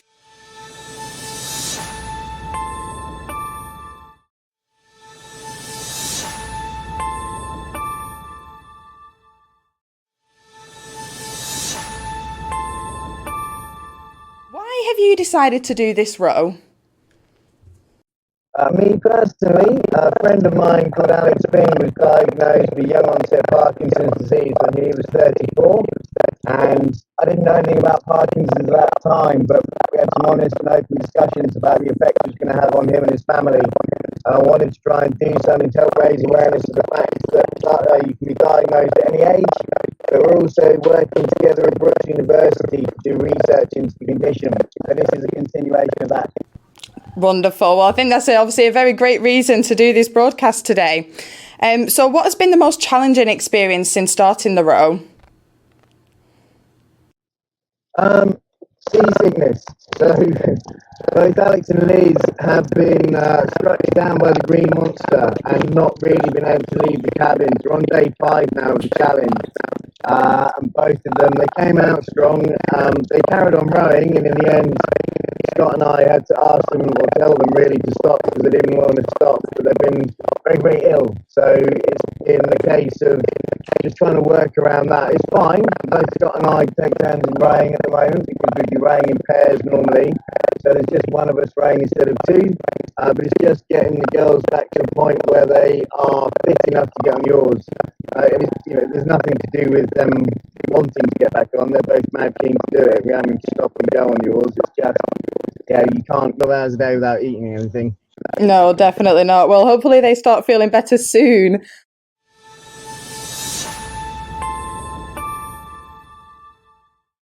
This video helps make the proper hand washing technique more memorable for little hands. So wet those hands and apply some soap. It's time for my big song. Rub the palms, 1, 2. Rub the knuckles, 1, 2. Rub the insides of your fingers and the back of them too. Rub the thumbs, 1, 2. And the nails, 1, 2. Now time to rinse. Happy clean hands for you.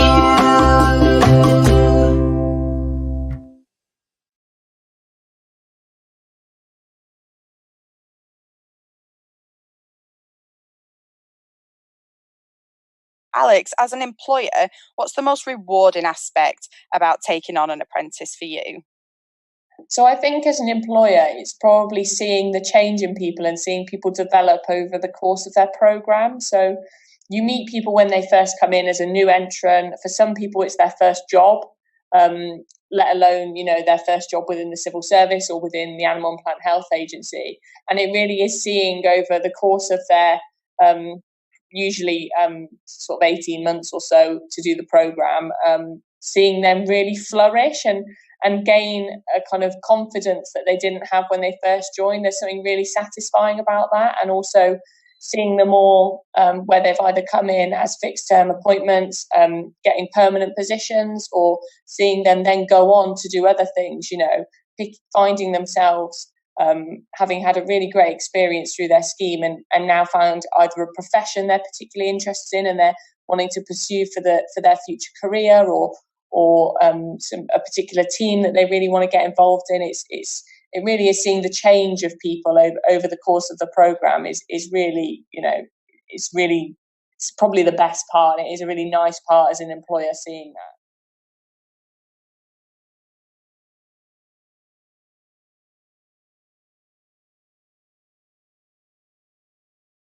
So good morning and welcome back to Apprenticeships Live. We've been live all day talking to apprentices around the country about their apprenticeship and what they're doing in those companies. And just to remind the schools as well, this is your chance to leave questions on the chat facility for our apprentices who've joined us this morning. We've got Becky, Susan and Jake. Good morning, guys. Hiya. Good morning. Thanks so much for joining us to do this during what is a significant week, National Apprenticeship Week, chance to celebrate apprenticeships and also speak to some apprentices from different sectors. So we've got Becky and Susan who've joined us from the BBC, and also we've got Jake who's in Unilever who've managed to join us today for these broadcasts. So we're going to come to Becky first. Hi, Becky. Hiya. Yeah. Yeah, so could you please tell us what you do there as an apprentice at the BBC? Yeah, so I'm a broadcast engineer apprentice, doing like a sponsored degree kind of thing. I'm on placement at the moment, so I'm working at the BBC in the technology department. So. Great, excellent. So when did you actually start your apprenticeship there? We started late September. We did 3 months of uni, and so we started my placement at the end of January. Brilliant. So relatively new still to the role. Yeah.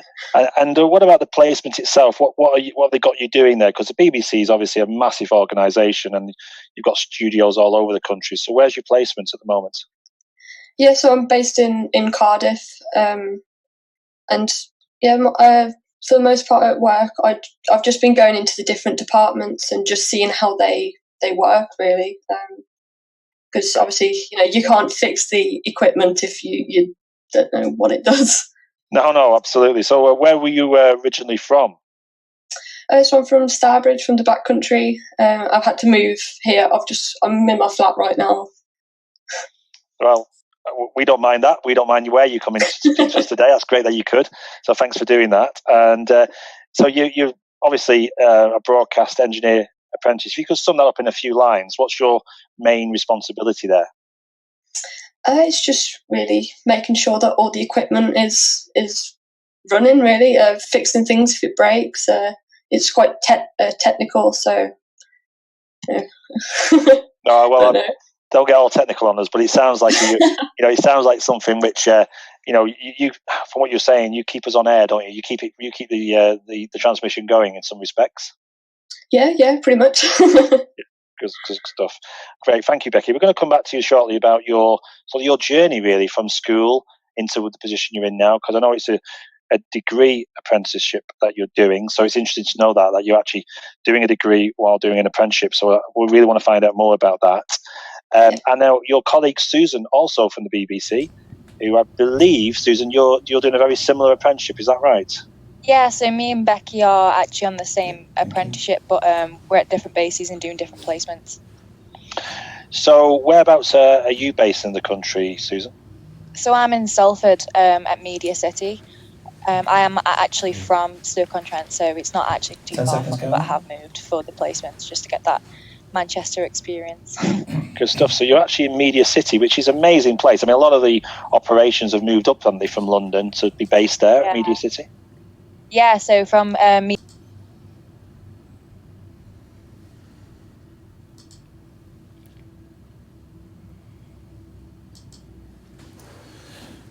So good morning and welcome to the latest edition of A Chat with Caroline. Just a reminder to use the chat facility on your screens to ask any questions you may have about this topic of digital, and also a recording of this will be made available, so continue to leave your questions on the chat if you're watching this back as a recording.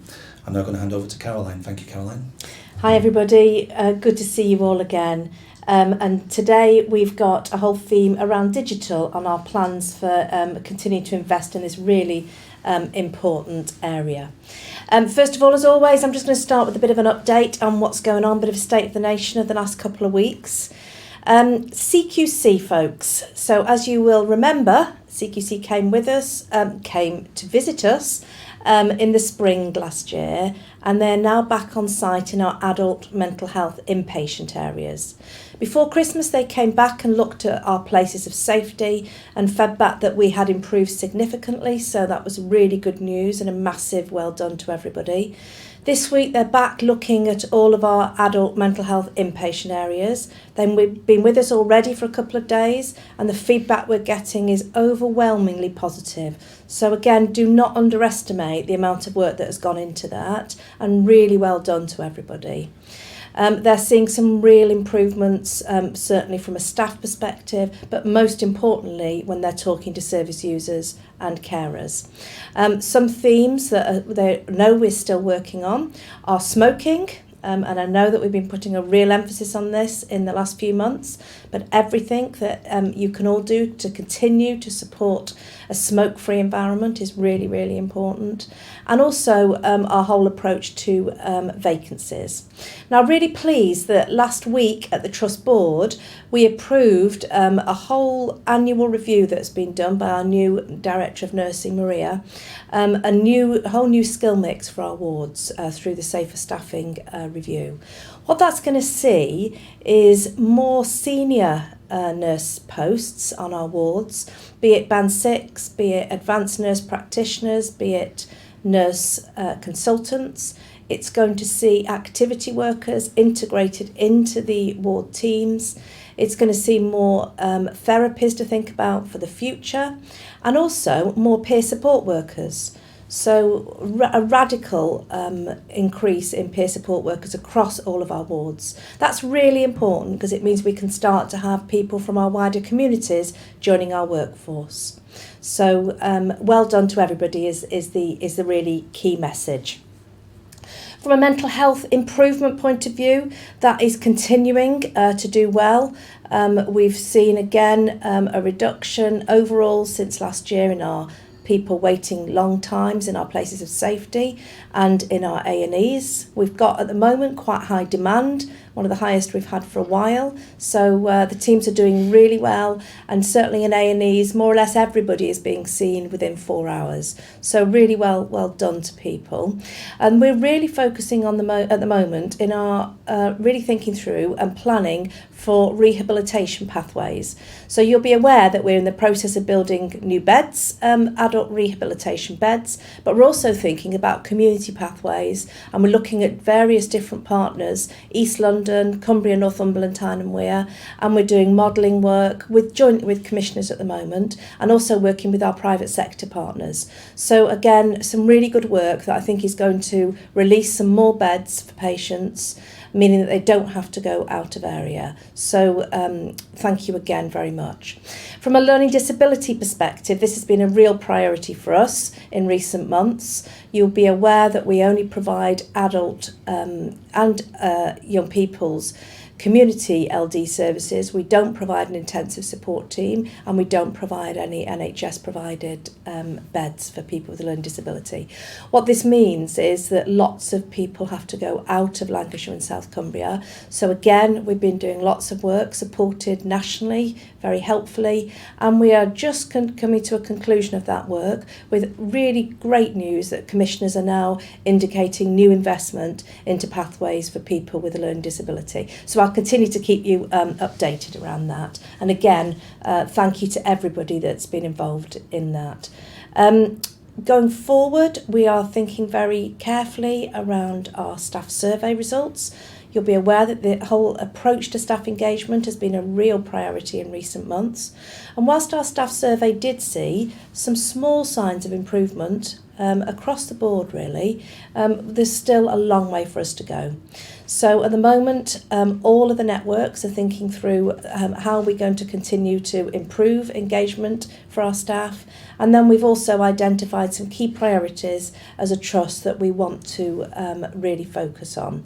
And those are including our whole approach to diversity and inclusion, really supporting staff in health and well-being.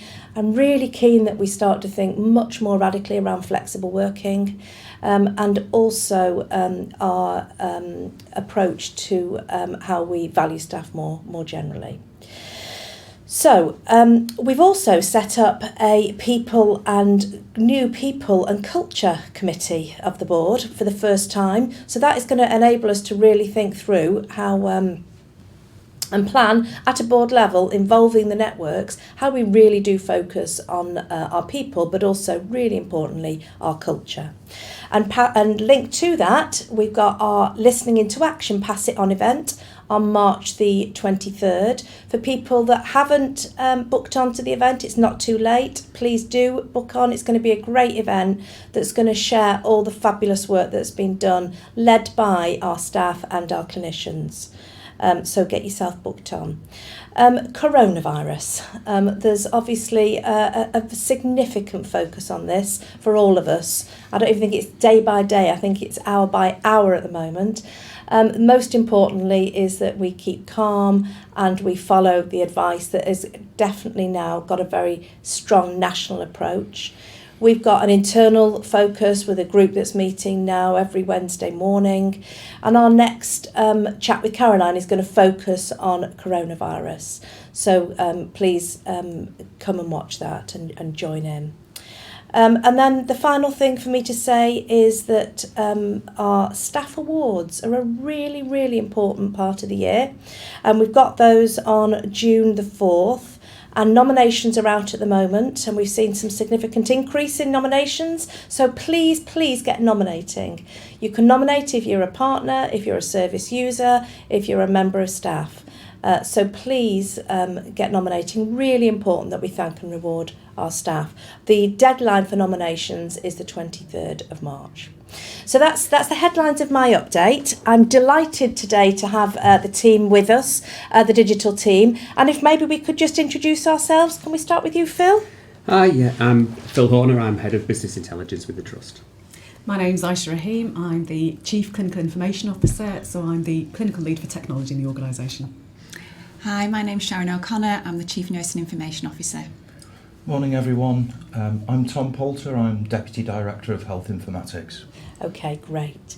So, Aisha, you're the Chief Clinical Information Officer. Tell us what all of this digital business is about and why are we bothering to have a team and why are we bothering to invest in it? What difference does it make? Digital's a bit of a buzzword, isn't it? Yeah. So we know that that's in the parlance at the moment. People are talking about digital transformation quite a lot. But I think we need to do a bit of myth busting as well. So what it isn't is technology for technology's sake. It's not really about just implementing technology because it's shiny and it's new. We really need to get the basics right so that staff can do their job, so people have got more time to care for our patients, so we provide good high quality services. And in order to do that, we need to make sure that the basics are in place. So people need kit to do their job and people need to be able to connect to the internet in a reliable manner in order to enable that to happen. So we've seen some really great work that's gone on via the Listening into Action project to provide people with the tools that they need to do their job. But it's also about more than the basics. We really want to get out there and show all the different ways that we can help staff to provide a really good service, because that's why we're all in the NHS. We want to provide really good, high quality care for our patients, and digital is a way of enabling that to happen. So we know that the NHS is under great amounts of pressure. We know we've got some real challenges with workforce. We can't just magic nurses and doctors and AHP colleagues out of the ether. So we need to help everyone to work smarter rather than harder, because we know that people are already working hard.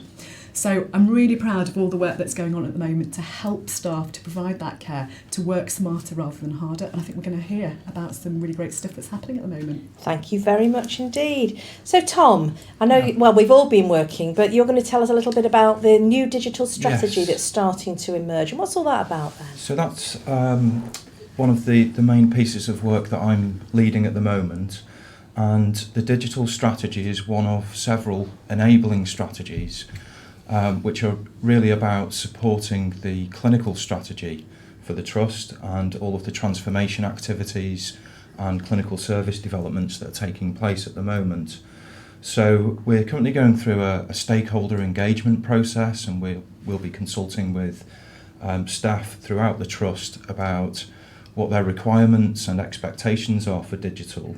But we do already have three main objectives that have been stated by the group of clinicians working on the new clinical strategy.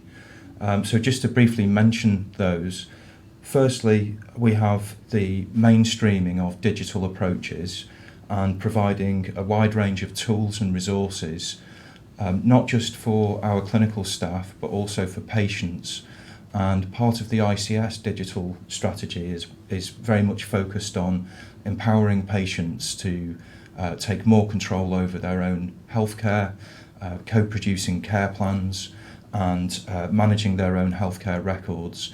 So, for example, we plan to implement a patient portal and to provide a series of apps that patients can use to record information about their condition and so forth. The second objective is about freeing up time for frontline staff to spend with patients, reducing the burden of information recording and some of the inefficiencies that we know exist with the use of systems at the moment. So this is partly about implementing Rio, but also about optimising the configuration of Rio and the workflow, ensuring access to shared care records with partner organisations, and so forth. And the third objective is about data and information, and this is something that we're really focusing on as part of the new strategy in terms of ensuring that the appropriate and relevant information that can be used for service improvement is made available in the right format, in the right time, so that it can be put to better use in looking at clinical outcomes. And I think that's an area that Phil is interested to pick up and talk more So we'll come back and understand a little bit more about what that means, and we'll ask Sharon in a minute about the whole clinical engagement. But what's this information about then? And I know that you fairly new in role and have really been looking at how we can align information with clinical standards and help people to improve. Yeah. It feels like we've got a whole raft of data out there and numbers in the system.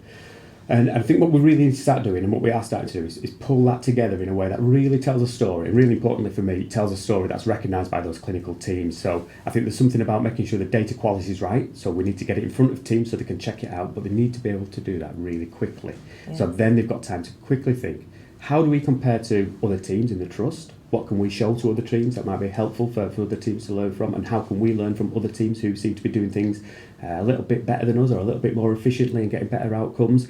But also then we can start comparing how we do with the outside world. So comparing, you mentioned a couple of trusts earlier who were doing really good stuff, CNTW. How do we compare there? And then how do we plan our way to get to those standards? And the fact that you've worked in operations for such a long time and you've got a professional background, Phil, must really help in you understanding, from the grassroots, what people really want. Yeah, certainly in my thinking, I think what would I want when I was doing that role. Yeah. But really importantly, what it makes me think is we need to go out and ask those teams now, because those teams who are actually doing the do right this minute, what do they want? And so we're starting to have those conversations. There's a way to go, because I think we need to automate a lot of those systems so they're quick. But in the meantime, what we're going to do is really work at getting the data together in a way that tells a story.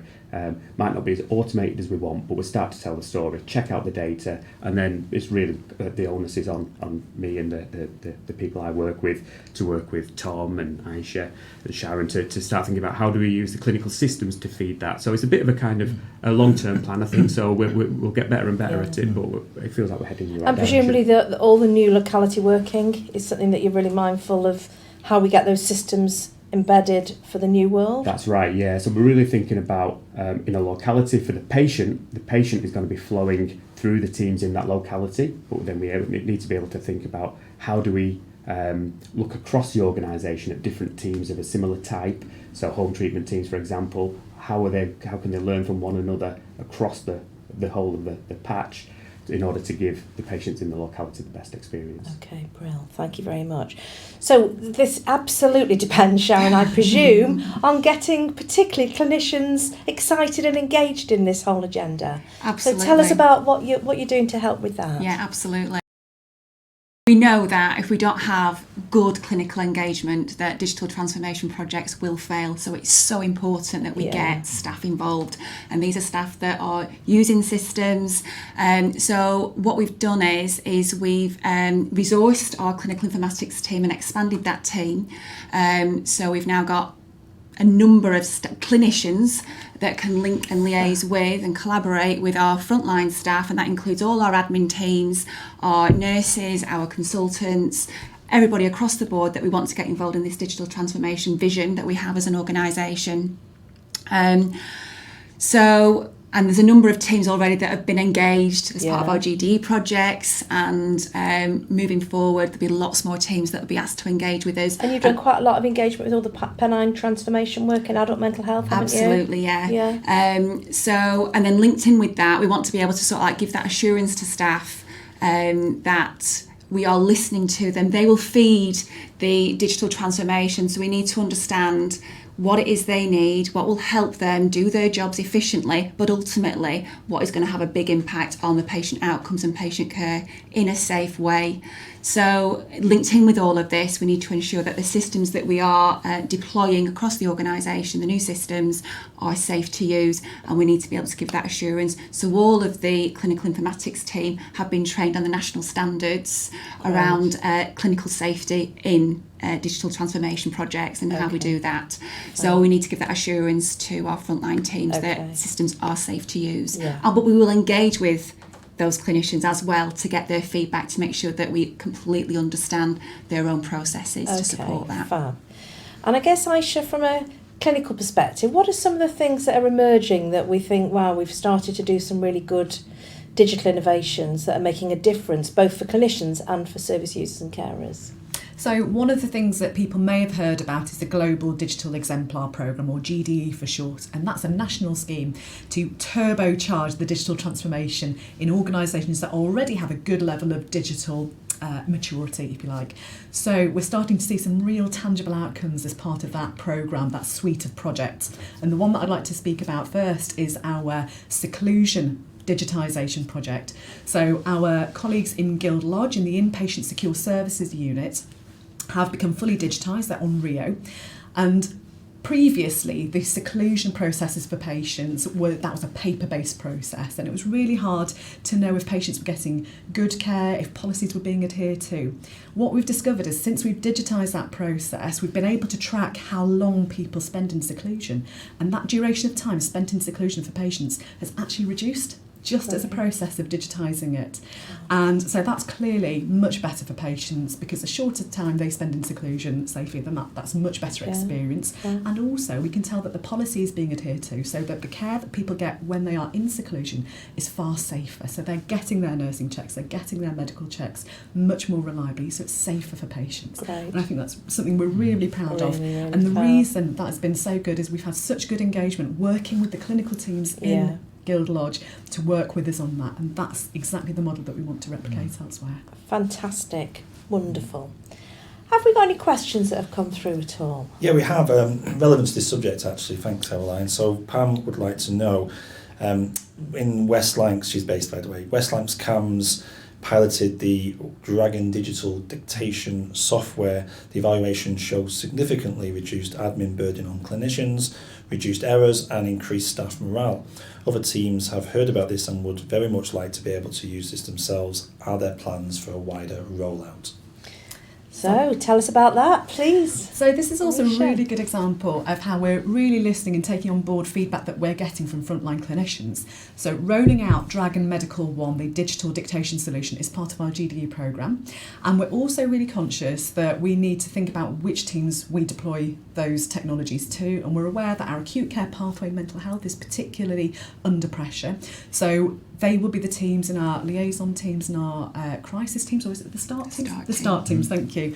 They will be getting the digital dictation, and what that means is that staff will spend far less time typing after doing assessments, because you can speak quicker than you can type, and what we hope that will do is reduce the time that people have spent hunched over a laptop or a desktop computer. And what does it mean for CAMS? Are we rolling it out for CAMS? So I think there is some monies also for CAMS to get that technology as well, because we recognise that it's been of such value to that team. So we're working really closely with Steve Tingle and Liz Crabtree about what that might look like and how we expand that. Fabulous. Have we got any other questions at all? Not at the moment, Caroline, but as I say, we'll keep the chat open for any that may come in. Okay, so that then comes to the end of our chat today. Thank you ever so much for listening. Just a reminder, folks, that our next chat is on April the 1st. It's at 3:00, and it's going to be around our business continuity plans and coronavirus, so really important for us. So thanks very much, and see you in a couple of weeks.